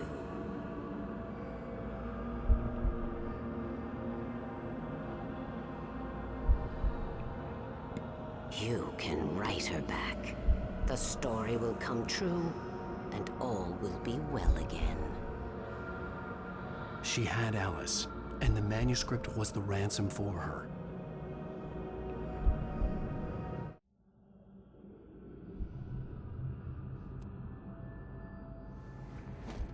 Yes. All right. I'll fix it. I'll bring her back.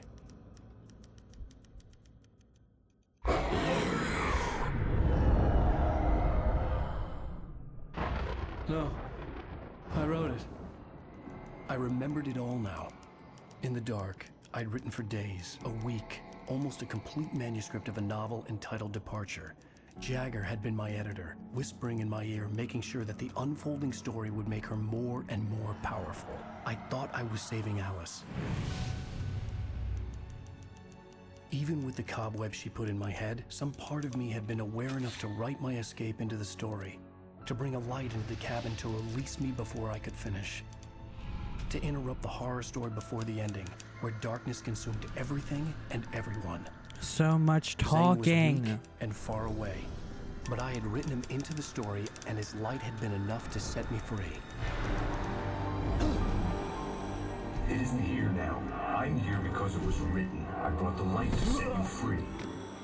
You must hurry. It will know I'm here. It will be back soon. It stole the skin of my barber a long time ago. She looks so old.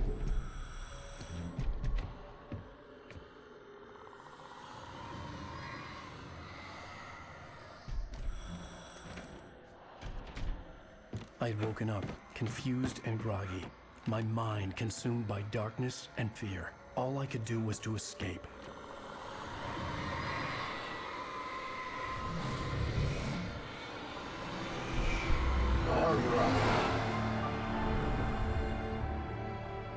The week spent in the cabin had taken its toll. I was barely conscious and fading fast.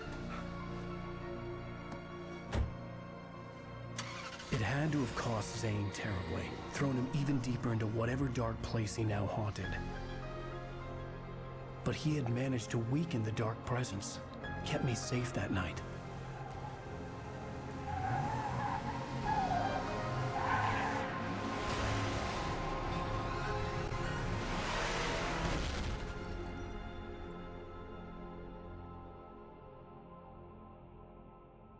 I wrote it. It's my fault. That's right, James Joyce. It's your fault, and you're gonna pay for it. Well, shit. And we were caught. By Nightingale, no less. Well, that's episodes 3 and 4. Yep, end of episode 4. Okay, shush. So, I'm gonna take a break, go get something to eat, because honestly, I'm hangry. But this is the Gaming Unicorn signing off. And stay tuned for more, because I'll be pumping out episodes in the next coming days. So yeah, stick around.